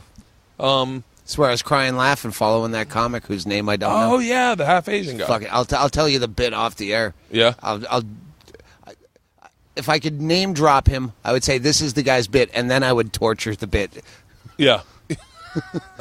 So I couldn't do it justice, but it was fucking funny. What I had to go straight into my kids with cancer bit just to I already have this bit. It's nothing like yours, but since it's kids with cancer and I was dying, crying, laughing at your bit, I have to open with this now. Fuck up my whole set structure so you don't think that I'm trying to copy off of you. Still, at 23 years, I still think... You've been doing stand-up 23 years? Yeah. Really? Yeah, you? 15. All right. 15, and I think I just now started realizing I'm not writing enough. Like, just now I was like, I think I've been cruising. I'm on cruise control for the last 4 years. You got a fucking gorgeous house. You have fucking children. I think when you're broke and featuring and you're hungry, you're just like fucking like you get monstrous like with your writing, and you're like, there's a Bitcoin kind of funny to how much pussy I'll get trade off. Yeah. And for me, it was pussy was the fucking Letterman in my. Yeah. The catalyst to my early, I gotta get better so I can get more laughs, and then more chicks will like me. And it's so weird how much when you sit back and reflect how much fucking just fucking had to do with. Oh, I've been trying to correlate this into a bit. I've been trying to talk about my kids, but it's so fucking hard. Like, I'm in the middle of talking about something the other day, and literally Saturday, halfway into the bit, I realized, I'm doing a Chris Rock bit. Like, I'm doing that bit, and I had to stop and go, guys, I think I'm doing a Chris Rock bit. I'm going to stop that bit and make this really uncomfortable for everyone and just move forward. All right, let's change subjects. Yeah. But, like, you forget of how, and you're right about that when you say, so many people are so comfortable just reworking a Chris Rock bit about their kids, or a Louis C.K. bit about their kids, or talking about the birth of their child, or airplanes, when it's like no one's reworking like a prison bit. No one's looking at prison from a different perspective and going, I have a insight on that. Yeah, whatever that the Bill Hicks thing was. Yeah. But do you worry about death? I think about it every day. Yeah, I wake up with... But I've maybe 15 years. Yeah. Back to going into Bill Burr this morning with that. Like, I'm fresh out of this story. I left fucking Manson's house at 5:15, and it's starting to become light. And I'm like, I'm not this guy anymore, but I'm gonna have to go with it. What's crazy about that though is that. But I went into because I'll forget where I'm going. Is I went in there, and at the end of it, I get the, hey man, take care of yourself. Oh. I've been to too many sad funerals, and I'm like, think you want to stop him. I know you're going to a meeting, but I want to stop you and go, I rarely get to do this ever. I live the most sedentary life. I'm in bed at 10:30 at home. But that's what I was going to say is that in a weird way, you get your reputation precedes you. So people see you that one time that you get the night to do coke with Marilyn Manson. Which, by the way, for the record, I'm going to say 80% of the dudes it's a fucking good story. Are going to fucking do. Like 80%. I'll tell you right now, I don't do coke. I got high blood pressure and high cholesterol, and I have 2 children. I do not do coke on the road. But if I'm in Marilyn Manson's house, and he has a interesting looking straw that looks like a cocaine straw, with like double-edged with like a snorkel mask that goes into your nose, and for legal reasons, I did not do cocaine with Marilyn Manson. This is all for show. Yeah. Okay, back to the podcast. Legally, in that hypothetical situation, I'm jumping in. You need you have to, if you... But having a reputation and then coming into L.A. just to do podcasts, and specifically Bill Burr, because we have kind of a story in common that I'll tell you off the air, that really? I will tell on Stern, but he was there for... Really? Yeah. So let's just plug the Stern date. You'll be doing Stern. I'll be listening May 21st. May 21st. Really? That's like next week? Yeah. But I just came here to do podcasts and not ever seeing these. So I shuffle in, like, living the reputation I have, where my reality... People will come to Bisbee thinking that I'm this crazy fucking Hunter S. Thompson guy, and like I'm in pajamas all the time and watching TV, and I walk my dogs. I juice. I steam vegetables. I like to cook. I don't. So you want to say that? Like, don't say, hey, take care of yourself. Been too many funerals. Don't die. Yeah. If I die, it'll be sitting fat on a couch with this fucking monster hump coming out of my chest from being a bloated fat loser. He got bit by a scorpion? Shut the fuck up. It was killer bees? By the way, which is the only other thing I know about Bisbee is killer bees run rampant. Yeah. I saw a document. Not the comic. What? No. Oh, what a fuck. Save up. That was his get her done. Killer bees? You ever run into him? Yeah, I totally know who Killer Bees is. Save up. Only person, the guy that was owned the road when I was doing the road was... James Gregory? No. Fuck. I was going to say the Indian. Chief J. Medicine Hat? John J. What is his name? I'm confusing Chief J. JJ Medicine Hat. JJ Medicine Hat. Yeah. JJ Medicine Hat owned the road. Was this before or after he became a hypnotist? After. So he was a hypnotist, but the story was he did every club every 4 months. So he lived on the road. And if he had 4 months, and he did the same act. However, some nights he'd bail on the act. Like, he'd get on stage and go, I'm not feeling it tonight, and just walk off. He was a heroin addict, too. Was he? Yeah. Early. Well, that's something no one fucking adds into the story. We used to have another name. He changed his name. Fuck, what was his name? But yeah, he was fuck. It doesn't matter. You got to do a podcast with Ron White. You know what? They need last call on podcasts so we know when to shut up. At some point, we don't know. I don't. If it's I'm interesting to people. I'm supposed to do only 3 hours, and I can't remember how much Only the other 3 one. hours? How long have we been talking? 2 and change. All right. But I think honestly, for me and you, the sweet spot is after Make it a two-parter. Yeah, I'll make it a two-parter in a fucking heartbeat. When we went to go get cigarettes, Yeah. that was part 1. Yeah. Oh, you have no idea. That would be fucking amazing. But I'd love to. Who have you had on your podcast so far? Because your podcast is fucking awesome. You had the brothers. You had All the good ones are the dark ones. no. I liked. Well, really James liked, Inman was recent. He's but I don't have a thing, nor do I have access to a thing. I would love to keep it dark and fucking death and morbid. But I like and have a niche like I do in comedy. I liked when you had, and I'm saying the brothers, and they know who I'm talking about. The Dorfmans. The Dorfmans. Yeah. I love that because you have a history with them, and so your history with them is fucking fascinating. Like your history with them, and it's all stories about you, which I think is actually really organic, that you don't remember. Yeah, no, that was kind of a theme. The Blotto biography when we first started podcasting was, find people that have stories that I don't remember. Yeah. But you can't make that a theme because you don't remember until you get the guy. It's very hard to book that. Right. Hey, you don't remember. And I don't want a theme anyway, but I like to keep it. Yeah. I don't know what's interesting to people. I think only comedians listen to podcasts, so there's that part of your Comedians brain. and people that want to be comedians, and the people they date. I find that most fans of comedy, like hardcore fans of you or anyone, want to do comedy because unlike music where everyone wants to be a rock star, they understand their limitations because you have to learn how to play a thing. Yeah. Everyone thinks that you can just be funny somehow. There's no chords to it. There's no middle C. Ba ba ba ba ba ba ba. Okay, if I take a few years of courses, comedy, people think maybe I could just do that naturally. Podcasting is even worse than that because people go, "Oh, I listen to podcasts, so I bet I can make one. I have the stuff to do it." And I've done a lot of people's podcasts that are actually really good. I go, "Well, no one's ever going to give it a chance because I don't know who you are." Right. You know, but I think But you're it's right. also a harmless outlet, unlike open mic, where people go, I'm going to try to do comedy, and there's 40 people. Tucson, which only has one comedy club that's open Friday and Saturday. Yeah. 300,000 people. They have one club, but they will do open mic, and 40 fucking guys show up, and 38 of them suck. Yeah. And you're like, just stop clogging up the stage time. You suck.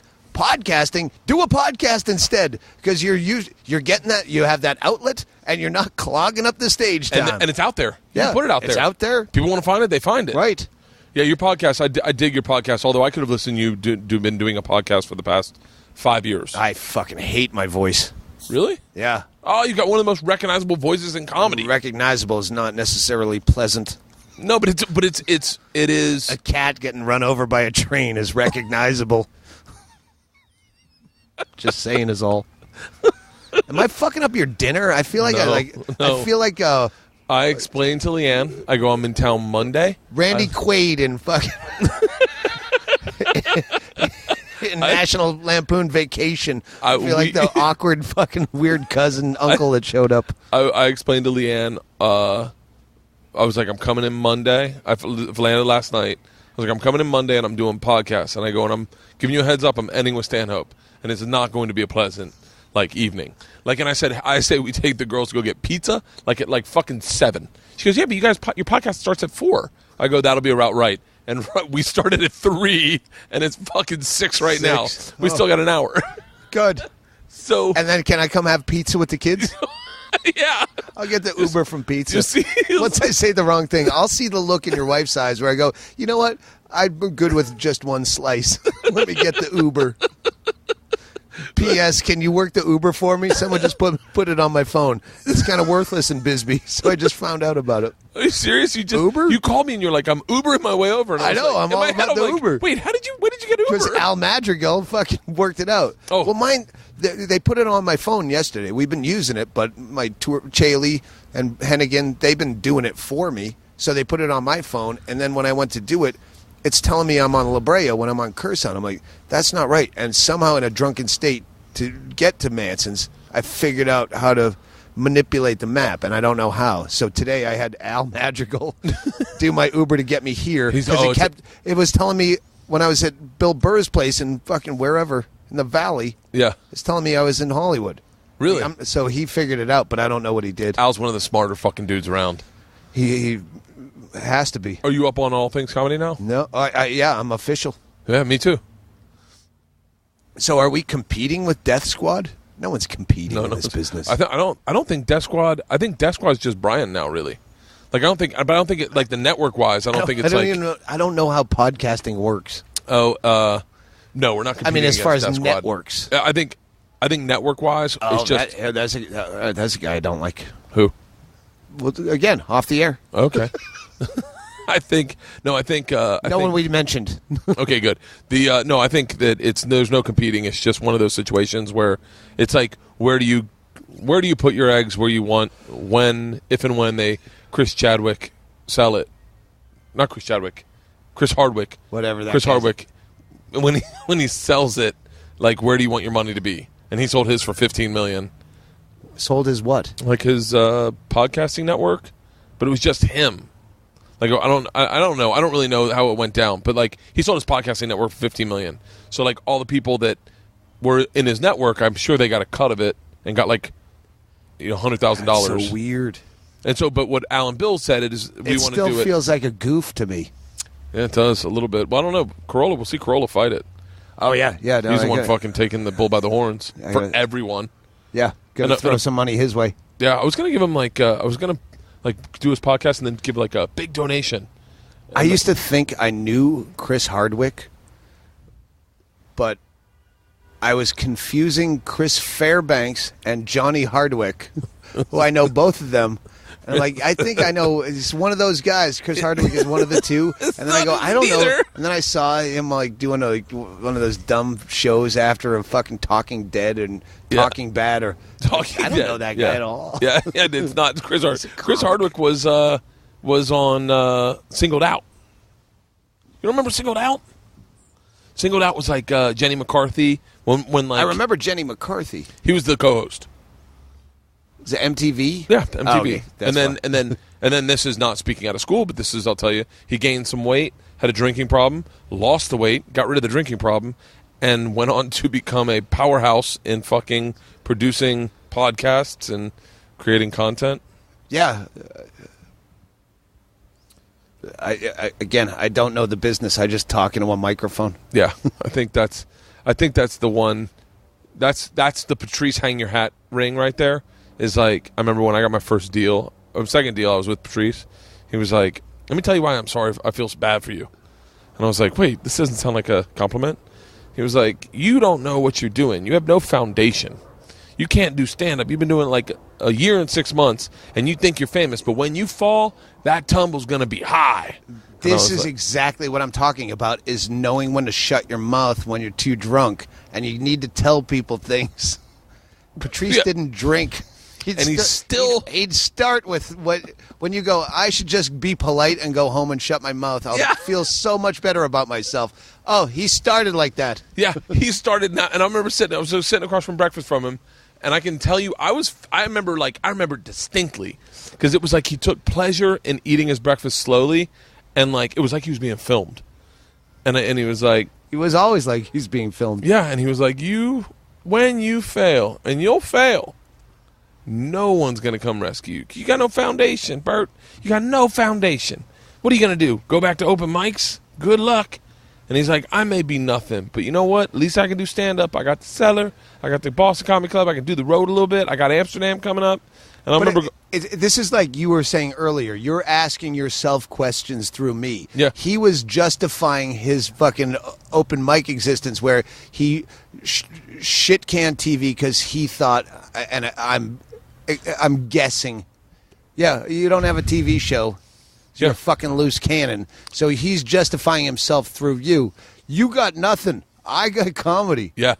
But it was an interesting insight because I blew it off. And then come literally probably... Not saying he's wrong. He was completely right. Because when everything went away, all the money and all the fucking TV gigs. I went back to the clubs, and no one knew who the fuck I was. And I had to start at the beginning and work my way back up. And I remember that was a fucking soul-sucking, ego-eating side of the business where, like, dudes that you... I remember Daniel Tosh opening for him, and he started laughing, going, "Do you hear how many credits you have? Do you have any? Look how much shit you've done. You're featuring." But that's Tosh, is to, like, make fun of the obvious and, like, laugh with you, at you, and hope you enjoy it too. Yeah. And I remember sitting there going, "Yeah, I got a lot of credits." And he goes, "What happened to all that money? Did you spend it?" And I was like, yeah, it's all gone. And he's like, "So you got nothing now? You got a kid coming on the way?" Fucking great. Oh, it's what. But that kind of ball busting when you like moving to Bisbee, where you have to deal with you don't have comedians anymore, and you start fucking with someone like that. It's just a civilian. He delivers Frito-Lay products. You start fucking with him, and you see their face collapse. You go, "Oh, I'm so sorry. I'm just used to talking to comics all the time." Are you not going to respond to these? Yeah. So wait, what would be your ultimate tour with comics? If you could... I wouldn't be on it. I could tell you names. Really? Bill Burr, like we just talked about doing a Yellowknife Yukon Territory, just like some random fuck off co-headlining. I did that with I did one of those antisocial. That was a great fit, by the way. It's like Artie, you. It was Doug, Artie's first show coming back from the suicide attempt after a year and something off stage. Yeah. It was headlining Attell and Norton. First of all, I'm the only guy drinking. Oh, fuck. Attell, Artie, and Norton, and I'm the only drunk guy, and I felt so fish in water. Sweet. Let's just ballpark it. Your dream tour. Like I'm gonna do me, but I'm not gonna say the names. But we'll end with the names. Oh, but you want to pick it like fantasy football? Yeah. All right, flip a coin. Who gets to draw first? I don't know how fantasy football works, but like pick and kickball. Let's say it. Okay. Okay. Credit card. Numbers up, numbers down. I'll take numbers up. Numbers down. Okay, you go I'll first. I'll take Bill Burr. Okay. So now I can't pick him. Yeah. Okay. I'm going to tell. Oh shit! I should have said Attell. Yeah. I'm going to tell because I panic. Because now defend your Bill Burr. Defend your choice already because I picked it's Attell. Like Facebook just went on the market. I bought a lot of shares, but I should have gone back to. Did you pick? AT&T. Did you pick a kicker? Did you pick a quarterback? Did you pick a running back? Or did you pick a wide receiver? Did I? No, I picked a headliner. I picked a quarterback. No. I take that back. I'll tell you what I just picked. I picked fucking LaDainian Tomlinson 2 years ago. Like I picked a great running back who I knew fucking solid back from fucking knee surgery, and we're gonna fucking. Then I fucking picked Johnny Football. Yeah, you picked Johnny. You picked Johnny Football. I picked the hot fucking product right now. You picked Johnny Football, but a proven Johnny Football. Neither of us picked Louis C.K.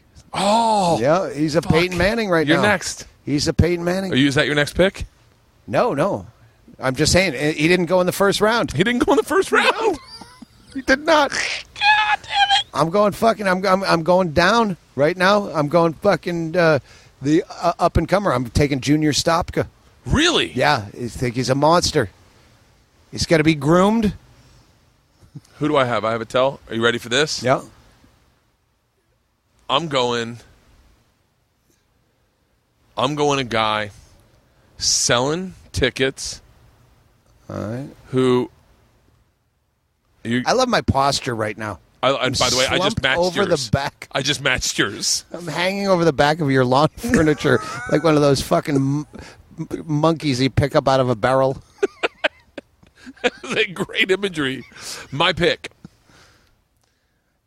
I've got David Tell. Roger Goodell. I'm picking. With the first pick in the second round of the fantasy comedy playoffs, Bert Kreischer picks Joe Rogan. Strong. Fucking powerful. Now we've got, here's what we've got. We're my team, we're selling to multi leagues. Because you got to tell. Straight up joke writing. You got Joe, thoughtful, insightful, talking about the universe and life and all that. I wish we had a graph. Fucking board? Yeah, a board where I could point. Oh, fuck. Because there's going to be a million guys that I think So you've got Junior Stopka. Yeah, he's my wild card. Yeah. You know what? I'm going to go train wreck picks. No, I have to match your Joe Rogan. Fuck, I think out of combat I would have to go Louis C.K. Oh. I'm gonna have to take Louis C.K. just to match your Rogan because you have Rogan. Is this a 4-man tour?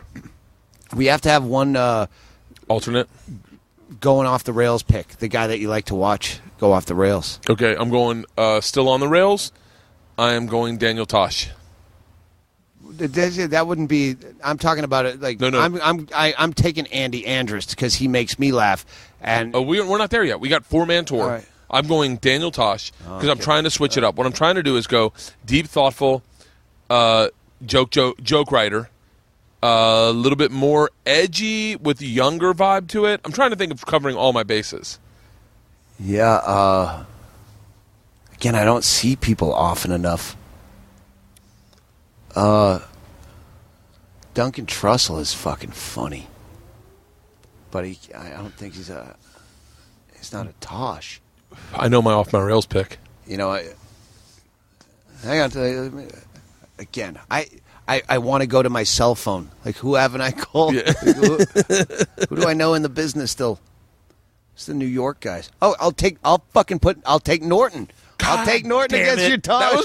You shouldn't have gone. Damn it. You shouldn't have gone so West Coast. God, I got Attell's my only. I need an East Coaster to close out my 4 before I go off the rails. Or can we pick it off the rails now? Yeah, I already kind of hinted. Mine is Andy Andrist is my favorite guy to watch. But he can't put his shit together regularly. I'm picking my off the rails, but he's not he's going to do well also. But he is I have the same exact, even color dog mat. This is like being home. And I have a cat with a busted hip. Chris, you gonna sit down, you gimp? Oh, poor little girl. Come here, lady. Oh, she'll try to get up. Get it back off, Chris. Go over the other way. This way. Lay down right here. Down.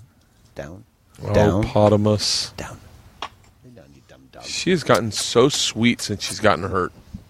We got to do. I don't Bill think you Burr's were going to be anything so but jealous. sweet. Oh, my phone's dead. Fuck! I would have taken a picture. So you use this language? Oh, we're going to pizza. No, I thought we were going to take the girls to CBK tonight. Oh, you did? No, we're not. No? What are we doing? No. What are you cooking? Chicken legs and pork tenderloin and slaw and corn I'm not much of an eater, but yes, I will stay for a little while, mostly to let traffic die. But I said I would stay. We thought we were going to pizza, but I was going to stay just till I saw the look in your eye when I said the wrong thing to your kid, and then I was going to call Uber. That's the Mrs. Kreischer. Leanne? What, the Santa? But that's who they live with. So. Yeah. Oh, yeah. Pot. You have bad hips, but I'll hang out with you. I'm a sucker for animals. Oh. I can barely make it. That hurts so much. Yeah. I would be every day going, should I put it down? Oh, well, we had that thought. But instead we decided not to remodel our kitchen. And we decided to keep this dog. $35,000 dog. So worth it. She's gotten so sweet since she's been hurt. Like, she was always sweet, but she scars. chose who she was sweet with. I have a cat that's like 15 or was 15 pounds, this wide with the fur, and somehow, I don't know if it got hit by a car, but a hip dislocated and it wouldn't go back in, so they do this femoral where they take it's a gross surgery. Now it's permanently limping. Really? And it's still shaved, and cats don't grow hair. It'll take it a year. Cats don't grow hair back quickly? They will, yeah, but it'll take forever. And it was Really? just this giant monster hunter bringing birds, and now it's hobbled, and it crushes you. Yeah. Watching Pris kind of deal with this reconstructive surgery of her legs. If I didn't have a microphone attached to me on a cord, I would never ask. I would just go right into your refrigerator or freezer. But if I could just get some ice, or if you want to, I'll get ice and you do the podcast. No. Thank you, babe. Thank you very much. I feel wicked rude asking. I don't know if Wicked Rude. Wicked rude. That was the old That's my school. tell. That's That's my only tell of my Massachusetts lineage is I get drunk and say wicked. I can't question. Is anyone still listening to this? No, they're still listening. Of course they're listening. I'm Right now they're waiting to find. fascinated. They're waiting to find out who my off the rails pick is. Oh, yeah. Forgot where we were. I can't stop thinking of whether or not Leanne wore her hot dress. Like, this is her hot mom dress. Oh, is it? Oh, yeah. Be like, oh, when she comes back, be like, I really like that dress on you. She'll do one of two things. She'll either say thank you, or she'll look at me and go, you said this was my hot dress. Like, because like, once you've had babies, things move around. And so the way that dress is done, it kind of hides any of that because it's kind of stripes pulled down the side. So like, I'm instead guessing she doesn't listen to your podcast. She does not. No, She's I never love that. listened to it. Bingo's not on Twitter, so I can say anything freely there. Bingo's. I don't, because I would have loved. Hey, hunch meat. I think it was. She's trying to shit. Do you see I all the stole that muscles from trembling? someone. Yeah, I stole hunch meat from someone. I think it might have been Adam Carolla. I heard someone say that on Hunch meat. hunch meat. I think. Here you go. Ready? Either way, I steal it, but only when I'm walking my dogs. Oh, look at that. Nice, Leanne. Is that your hot dress? No, I'm good. I'm just trying to cause trouble. I want your kids to know there's no Santa. I would. That's what precipitated the conversation, and I just said precipitated like I'm getting a DUI test by a highway patrolman. Precipitated. I said precipitated. I'm fine to drive. I was not drinking when Bert Kreischer asked me to do his podcast. He goes, I hope you're not on the wagon when we do the podcast. She was. Leanne was saying she was prepped. Leanne's well aware of what the comic lifestyle is like. Well, yeah, That's it. there's a lot of different comics. We were at a party one time, and there was Coke. It was someone's 40th birthday party, and it was a throwback party, like to the 80s. So they had tons of Coke, and everyone was dressed like it was the 80s. And she saw it. It's the first time she saw Coke. She was like, "Oh my God, there's cocaine at this party." And I'd already known they'd offered to me, and I had passed, like going like, "Well, I'm good. I'm with my wife. I have 2 kids. I'm okay. Thanks, guys. I appreciate the offer, and thanks for thinking I'm cool enough to still do Coke with." Yeah. And when they stop asking, that's when you have to worry. Yeah. And Leanne said, "Just so you know, if you want to do it, you can." I went, "What?" She goes, "If you want to do cocaine, there's here. You can do it. I don't care. But the problem is, you can't come home tonight." And I was like, because I know you're going to try to fuck me with a simpleton's dick. No, she didn't want me to be around the kids. I was like, "Hey, don't worry. I'm not coming home. You're not going to see me for a couple days." But I didn't do it. I passed. And so but that's the only time. Oh, I have a fucking great story that What? I actually told, and at the end of the podcast said, "Hey, can you get rid of that?" Because again, you don't want to out famous people. I learned that the hard way. Yeah, keep going. You were in the I have more right there. vodka in there. Anytime I have a celebrity story Yeah. that I go, if I say this, I'm Kathy Griffin. I don't want to be Kathy Griffin, but as soon as the fucking microphone's off, I'll be Kathy Griffin to you personally. Yeah. Sitting on the couch, and you want to tell those stories. And you're like, all right, you'll stop getting invited if you tell those stories. I know. My book has one about Will Smith, Whitney Houston, and Tracy Morgan, and I'm like, fuck. But they're stories that I've already told on podcasts, so I'm like, well, I might as well just tell the exact truth that happened, so that if there's any question of what kind of person I am or what I said about these people or what's been said about them, then you now know the truth. Yeah, but these are people inviting me. Wait, who's your story? I'll tell you off the air. God damn it! It's just a quote. It's John Rocker. Are you serious? Yeah. Wait, it's just one quote, but yeah. And he came to a show in Atlanta, and he was quoting shit from my first CD ever. Like he knows since he was famous. Really? And a couple times I told the quote on stage after that. Like, I can't shut my mouth, but it's on the road. It's not on a podcast. That's so funny. It's a bunch of people in whatever Pensacola. I've always believed on the road was okay, and then people started videotaping. Exactly. Who was the one that just started saying like, "Here's my problem with you videotaping. You're not even doing it." Was it you? Was it you? Did someone just tell Probably. me a story about you last night? Finish the story. About their bit was about videotaping. Here's the problem: not the fact that you're videotaping. You edit poorly. That's me. I just told you Yeah. a story about you. Yeah, you're fucked up. Your camera works fucked up, and you get through the premise, and then you shut it off before the punchline, and then I get fucking 1 star on YouTube. No, you get 1 star on YouTube. You suck at fucking editing. That's fucking exactly. Ari I have told me written that. so many. I could do a double album of just the bits I've written to try to stop people from filming. Really.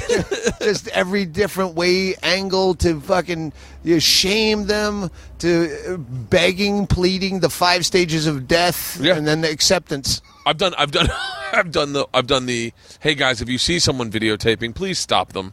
Realize I'm working on something. This isn't where it ends, and that never happened. They still videotape, Yeah. and then you catch them videotaping, and you're like, Early on, I would yell at people videotaping, and then someone put up a YouTube video of me going, fuck you with your fucking dumb camera, and then people go, oh, if I videotape him, he'll yell at me. So what I just stop talking.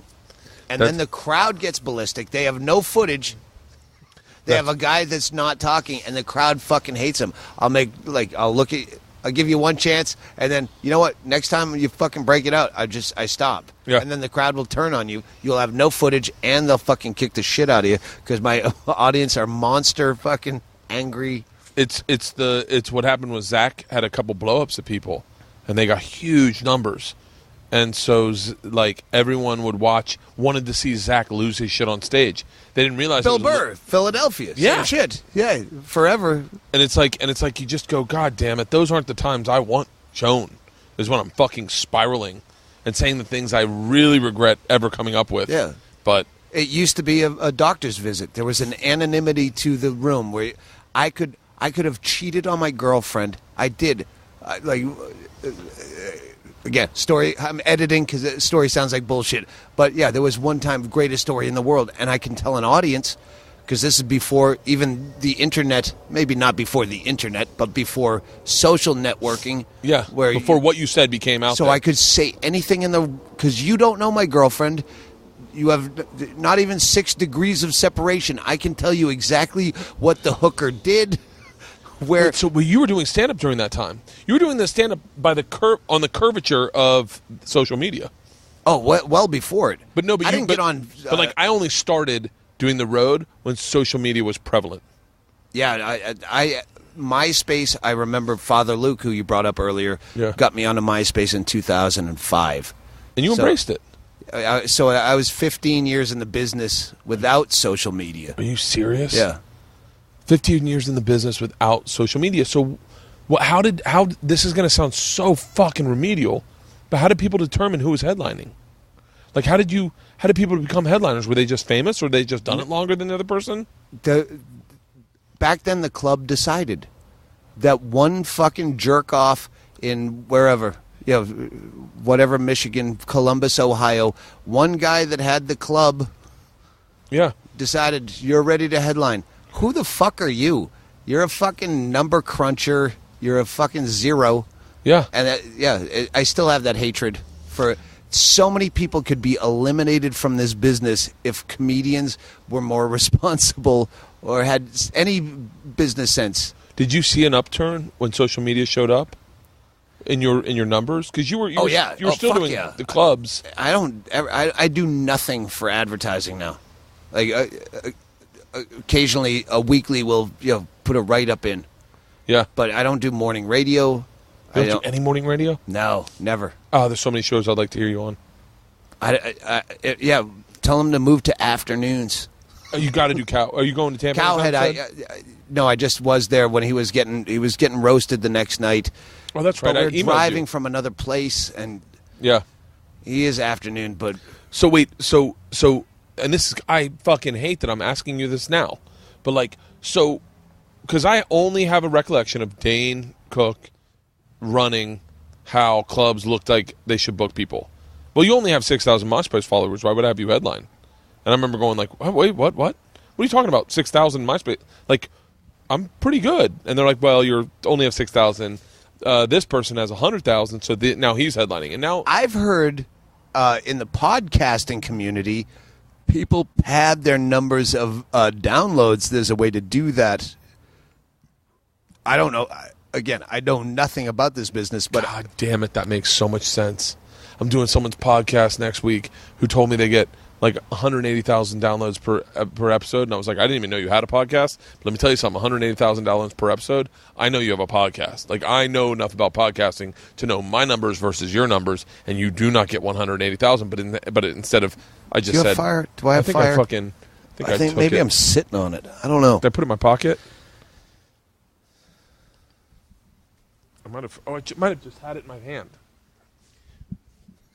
By the way, this is, in my opinion, the beauty of podcasting, is me and you looking for a lighter. Did I put it in my pocket? Where the fuck would that lighter have gone?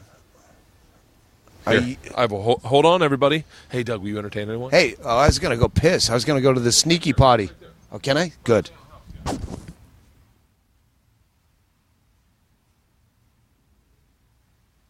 I got a lighter. That's where I pissed. Don't let Leanne see you. All right, we're back. Or we didn't stop. By the way, this is the beauty of podcasting, in my opinion, is I don't have any commercials. Hey guys, if you're looking for stamps, you got to go to stamps.com. They can help you mail stuff. Yeah, the post office is completely out of stamps. If you're looking for stamps, the only place you can get them in the internet day and age is at stamps.com. Yeah, hey, you know that rent bill? Don't try to mail it without a stamp from stamps.com because the post office doesn't do that shit anymore. Stamps.com. Yeah. Kill a hooker? Need to mail it to a friend? Yeah. Stamps.com. Stamps.com. Do you have advertising in your podcast? And you know what? If you get caught with that dead hooker, LegalZoom. LegalZoom.com. LegalZoom. And if you can't get that hooker pleasure, go to adamandeve.com. There's so many fucking... It's interesting who's chosen to advertise. It's in my closing bit. Are you serious? Yeah. adamandeve.com. It's a gift so naughty we can't mention it on the air. You're on fucking uncensored satellite radio. Yeah, tell us exactly what you use them for. Yeah, I'm not going to do my closer right here. Hey, you burned your closer on that Kreischer podcast. Whatever. So wait, let's go back. I want to talk about pre-internet comedy because I can't believe I've This never... is the last bastion of fire. When you break out the long-stemmed grill lighter. Grill lighter. I got the grill. That's the last fire in your house. That is the last. That is. You start beating stones together when this is out of fluid. I got a knife and a flint. So that's so crazy. So like, were there people that were good on radio that then just got bumped up to headliner because they were good on radio?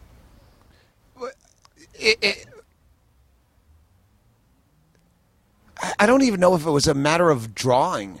Like at that point, clubs would rely on free passes and really shit, and people would just show up. Comedy was kind of like the '90s was such a weird time to do comedy because it was the Great Depression.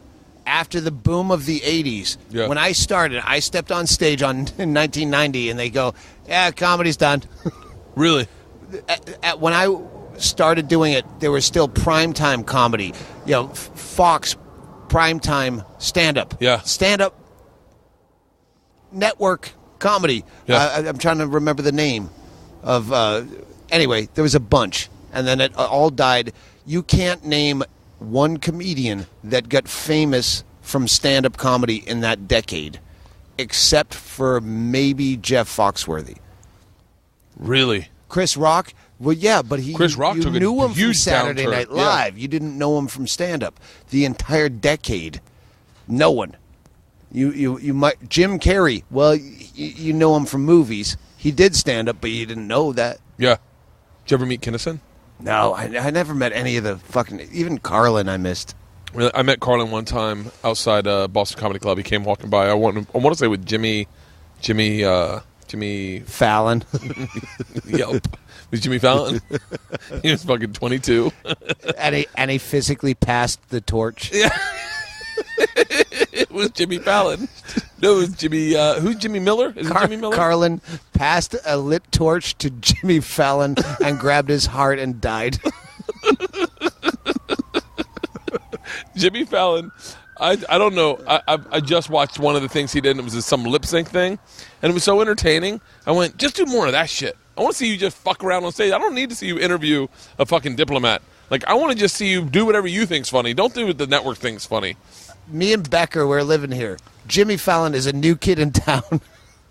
Really? He has one act that he does, the troll doll. He brings a troll doll on stage. This is a young kid. He's a sweetheart of a kid, too. Yeah.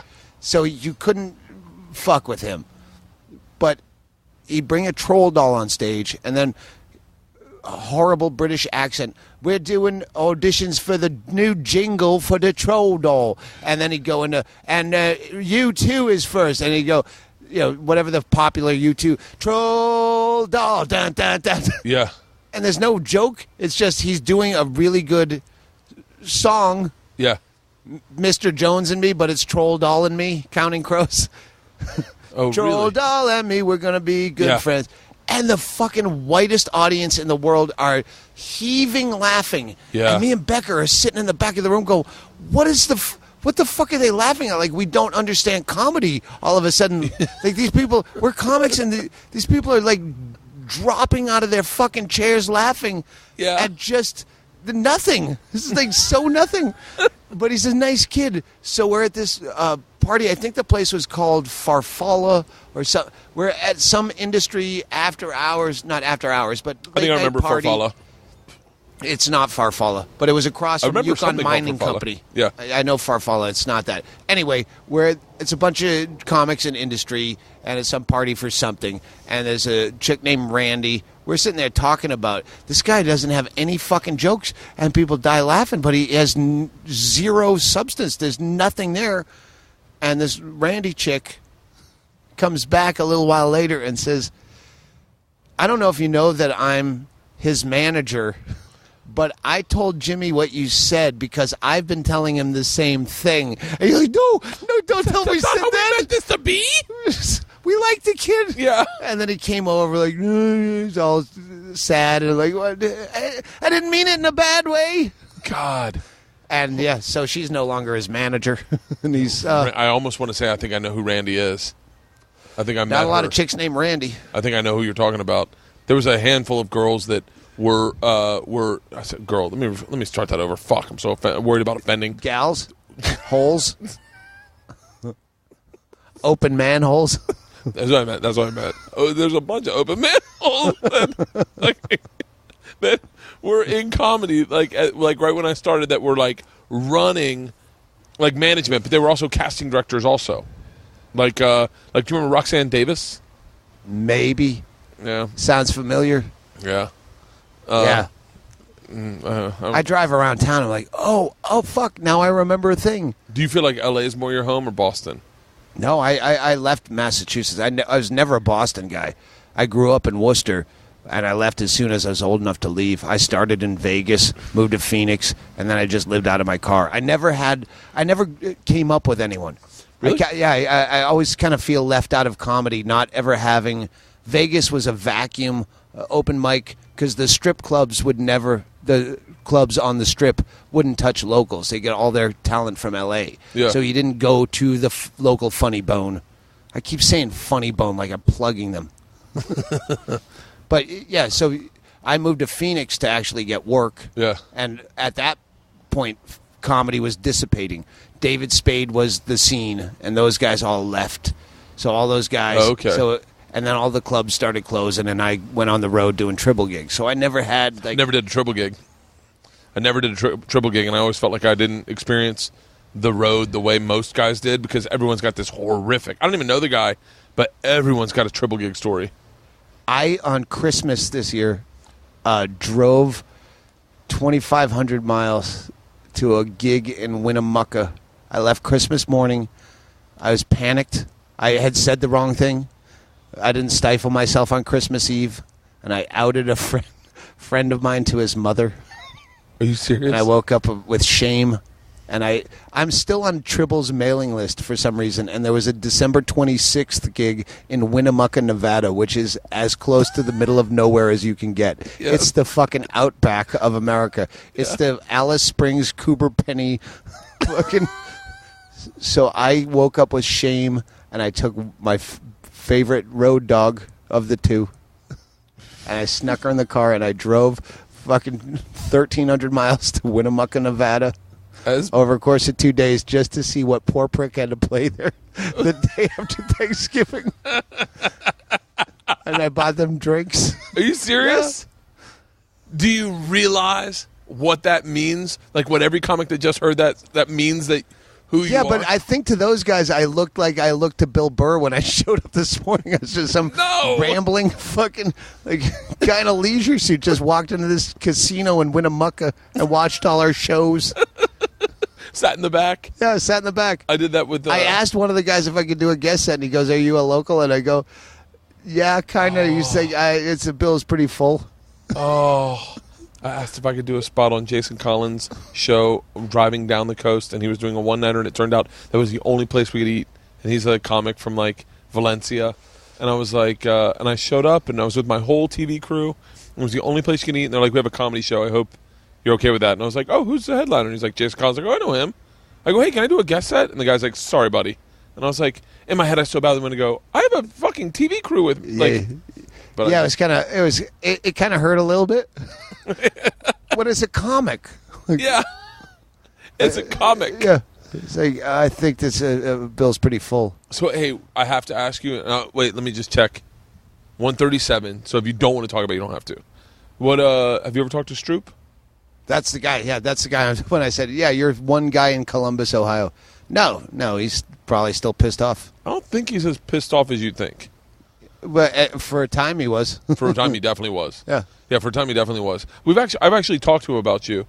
I think he's kind of like, I don't know. I'm not going to speak for Stroop, but I think he kind of, as a. First of all, yeah, it was all vitriol against the guy I was arguing. It's a long story.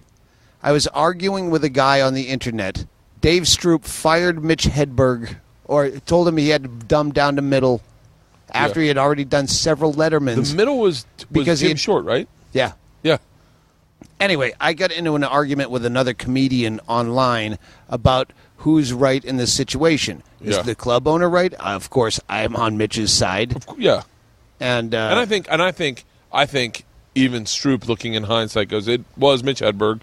I don't know. It's not the point. Is what I wrote to the other comic was not in the spirit of comedy. Like, well, he wasn't in the room because he had to take care of his kid. I'm like, fuck him and his kid. I hope his kid dies. I hope his kid has a shunt put in his head and bleeds pus in his arms while you run around the club blowing a kazoo, whatever his closing bit was. He was a hack comic. I was like, Dave didn't have a closing bit. Yeah. But I'm arguing with the comic. So the vitriol is aimed at the comic, and then I was new to the internet, didn't know that stuff got everywhere. Yeah. Would you ever go back to Columbus and do Columbus if he offered you a weekend? No, I'd do a night. Really? Yeah. Like you do a night at the Well, Funny at Bone? this point, his kid is fucking old enough to go to the show. That's how old this beef is. Yeah, I think his kid's like a fucking pro wrestler or something. Good. I still hope he has a shunt in his head. I don't even know what that means. I wrote that. Yeah. I think I misunderstand a shunt. I think Stroop would have you back at the club. I bet you'd sell the fuck out of tickets too. Yeah, I can't remember where we played last time in Columbus, but yeah, I talked to him one morning over breakfast about it. So it's like it's like you have a list of comedy folklore following you around. It's more that he was, and I said this, he was the guy that said, I don't think you're ready to headline yet. Yeah. I do this and that. And yeah. Why are you the one sole judge in an entire, how Columbus has a fucking hockey team. It's going to be 1 million people, and you're the guy that decides who's ready to headline? What do you know? You fucking know how to raise a kid. Yeah. Fucking hunch. This dog shits a lot. She does. It's the pain pills. She's addicted to pain pills. She really is. She really is. My goal is to get you and Stroop back together and have you play the Funny Bone. I'm not against it. I love making up. I think I love a beef, but I love making up more. I'll be there too. We're gonna do a co-headlining show, me and you. All right. at the Columbus Funny Bone. wait. We'll do a call. You How know about what? this? I'm going to pick you. What? I'm going to pick you. That's we For my forgot spiral? No, I got Andy Andrist as my spiral out pick, and you're my fourth. Oh, I'll take it. Well, then you're my fourth, Ah. and Joey Diaz is my spiral. I was hoping you were going to say yes, that. Yes. There- My like- tour sounds fucking awesome. There's I think 3 people that I can name that are just automatically funny by talking. Just you don't need an act, you can talk. Yeah. It doesn't have to make sense. You talk, it's funny. Joey Diaz, Diaz. Andy Andrist, and I can't remember the third. Joey Diaz. Matt is- Becker always, but he's not a professional. He's Yeah. got his own racket going. Joey Diaz is one of my favorite human beings. Like the way he sees things is very matter of fact. He doesn't really candy coat it, but he does things you don't expect of him. Like my favorite Joey Diaz story is one of those moments where you don't even want to share it because you don't want to cheapen the moment. You know what I mean? Yeah. Like Yeah, stories that tell well and stories that you had to be there. exactly. Like it was just one of those beautiful moments where you saw him for who he was, a really just sensitive guy who just wants to hang out and just be friends, and he's not the guy that everyone thinks him to be, and he's showing that to my daughters and my wife, with his daughter and his wife, and you're just like, what a fucking real guy he is, and no one gets to see that. It's like getting to see. It's like when I'm sure it's like when fucking John Travolta asked the guy to blow him in the fucking 747. It's like, you're like, but not as gay, but like, you know what I mean? You're like, whoa, this is interesting. He's again, he's got fucking manners. That guy was raised with manners that I have. He's not a dick. Yeah, He'll shove about in a ruckus, but he shows up at your house. He's not going to come crashing through, knocking down doors. He's going to come in with manners. Nice to meet you. the best is he came to my house last Easter, not this last Easter. Bonnie Earmuffs. That's what he used to call my mother. Bonnie Earmuffs, because she would fucking talk so much. She'll give you an ear beating. Fucking Bonnie Earmuffs and her cats. He came and gave my dad edible marijuana 2 Easters ago, and like my dad had no clue what he'd taken, and just ate a handful of fucking popcorn. I go, Dad, that's got marijuana in it. My dad's like, oh, really, buddy? There's no way, it's popcorn. And Joey's just giggling like, cocksucker, we're going down a hole. And then I fucking was like, well, I'm not gonna let my dad go by himself, so I took a handful, and then we did a podcast about it. And we just sat in a room, and then randomly this woman who's a friend of my family's is the one who wrote When Heaven and Earth Changed Places. It's an Oliver Stone movie about Vietnam. She just walked in the man cave because she's here, because her family's here, and someone says, what's the worst thing you've ever seen? She just grabs the mic. She goes, my brother was thrown out of a helicopter. And everyone's high as giraffe pussy, just going, motherfucker. Like, this is not how this day was supposed to go down. This is Easter. Gee, fucking no wonder. I wish every conversation started like that. My brother was thrown out of a fucking... Yeah.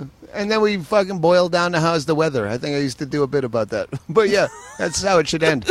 Hey, by the way, I'm getting an Uber. Nice weather, though.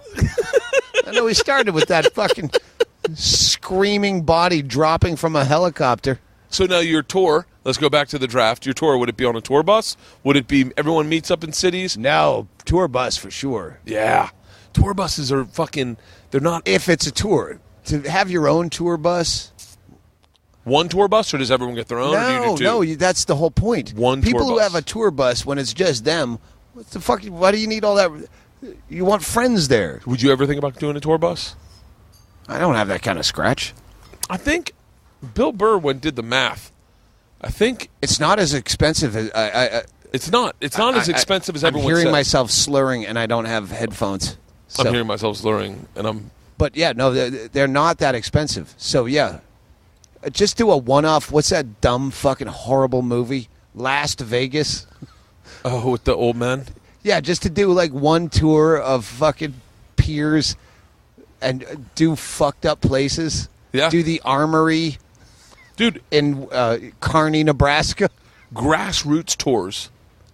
I think... Just one run of 14 nights, whatever makes your money back, or even 7 nights. And just break even. Just do one tour Just bus. to be in a fucking tour bus with 5 guys. Oh, I'd fucking love it. I would fucking love and it. rotate the fucking cast every night, but play small venues. You know what would be a small fun towns. tour is the tour bus tour, where you get one tour bus and that just goes, and guys shop sub in and out every fucking 4 days, every That's 5 days. Fantastic idea. The tour bus tour, and I'm sure Comedy Central does something like that, but it's all the people on their network. Do you watch some of the Comedy Central? Oh, yeah, that's a rumor. I have to verify, but I heard. Maybe I shouldn't say shit. I shouldn't say shit. Wait, 146.25. Go ahead, say it. No, take it out if you want me to take it out. It's a rumor out there. I Okay. can say a fucking rumor. You can say a rumor. Yeah, that Sirius Radio is going to start only putting Comedy Central acts on their fucking network. It's impossible. And blue chip comics, which I don't know what that means. What's a blue That's chip why comic? I don't even know. But I get some fucking calls going. I'm fucking in the fight, That's and from the other camp. really. Yeah, and I'm like, yeah, I'm in the fight. You're fucking. Why would they comics. only put? Are you talking about? I don't know if it's bullshit or not, or if people are overreacting to some. And maybe I'm a blue chip comic. And I'm like, fuck you. Yeah, you're definitely. I don't know a what blue that chip means. Comic. I guess that's the guys. I'm not a blue chip don't. comic. I'm not a Comedy Central comic. Just means a blue people that chip are- comic. Maybe no one is. Yeah, I guess. I'm Maybe sure it's like Johnny Walker Blue. No bar has that. You have to order that online. What's your drink? Vodka. Vodka always. Yeah. I switched at one point when I quit smoking for a year. Yeah. I said I'm going to stop drinking beer and start drinking vodka so I don't get so fat. So I was drinking vodka cranberry. I never looked up the calorie count. I'm getting fatter. I mean, I'm drinking juice. It's fruit juice. That's going to be You sound like better than beer. You sound like Homer Simpson investing in pumpkin patches. The stock was climbing up till October. Do you ever catch yourself being so fucking stupid about one subject where you go, I'm not a dumb person, but there's things that you just don't know and you assume are right. Yeah. I thought cranberry juice is it's wicked calories. It's got more than beer, probably. Yeah, it's way more than beer. And the sugars went through the fucking, and they're simple sugars. I didn't know I got fat because the way I quit smoking that time is by doing nothing but drinking and taking Xanax and sleeping on a couch and eating a lot. And I wore pajama pants because I'm at home. All I wear at home is pajamas. So I didn't even know I got fat because I don't have mirrors and I'm not wearing pants. So when I went to go back on the road, I go, honey, my pants don't fit anymore. She's like, yeah, because you're a giant, gross, obese, fat fuck. Well, tell me now, 2 months of laying on the couch to quit smoking, I'm all proud of myself. I went out in overalls on the road. Are you serious? Till my manager said, don't do that. No overalls. You're not Greer Barnes. It's disgusting to look at you. Please. It's like Elvis's diet when right before he died was popsicles. He's like, popsicles, man, popsicles. Kind of There's fucking fruit juice in them. fruit juice, popsicles. And so all he ate was popsicles. And it's fucking like him becoming diabetic, and he's just sitting in bed eating popsicles and drinking speed, eating speed, just eating popsicles. And I remember hearing that going, like, that does seem like a diet that would make sense, popsicles. Like, yeah, well, how bad could a popsicle be? Yeah, it's ice and fruit. Yeah, you're staying hydrated. Yeah, makes total sense. My dad did speed for a while, not knowing that was bad for you. But Is it in popcorn? No, Was no. Joey Diaz there? No, it I was think a your dad has doctor. a lot of excuses. It was a doctor who was prescribing him the second fen and fen, which is just speed. And he shedded so much fucking weight. I mean, he lost so much weight. And at one point, it was another Easter, oddly enough, that I came home off the road, no show Sunday. I land early Sunday morning. We go to an Easter party, and I'm drunk and I'm tired. My dad goes, buddy, take one of these pills. You wake right up. I go, Dad, I think I'm fine. He goes, no, trust me. I'm telling you, they keep me focused. And I take one, and within fucking an hour, I'm at an Easter party telling a girl why she should get pregnant. Like, because you're getting old. And I'm like, oh, someone needs to turn my mouth off. And my dad, and I'm like, Dad, you're taking speed. And he's like, no, it's not. Come on. I sit at a table for days. I just work. I'm like, yeah. I go, you ever fold your laundry? He's like, yeah, all the time. I was like, it's fucking speed. Did you ever fold your laundry? That's exactly, but yeah, he took it for a while and he lost a ton of weight and then he stopped taking it and just put it back on. Yeah, it's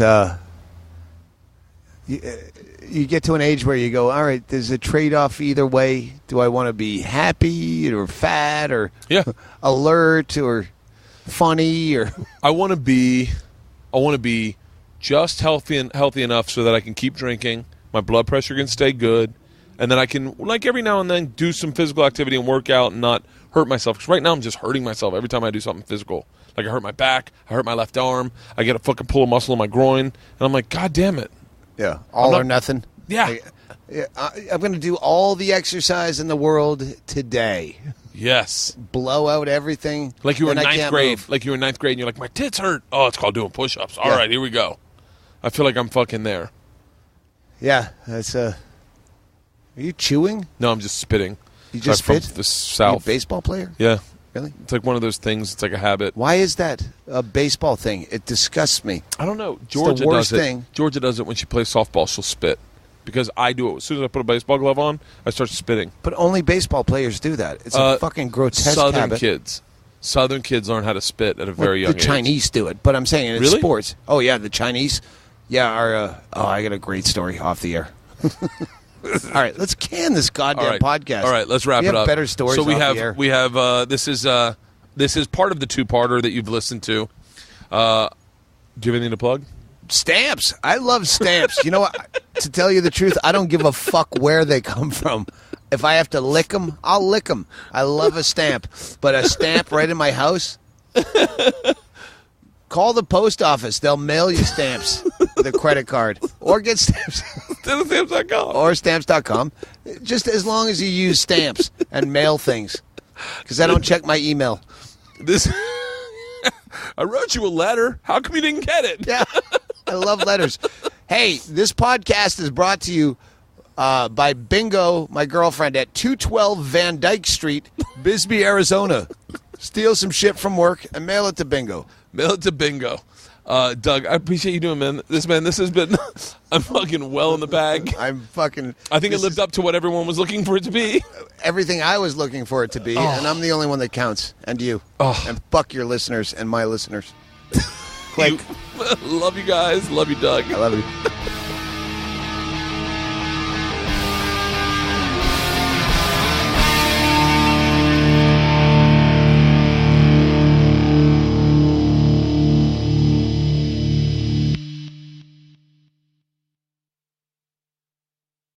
This episode was brought to you by The Machine.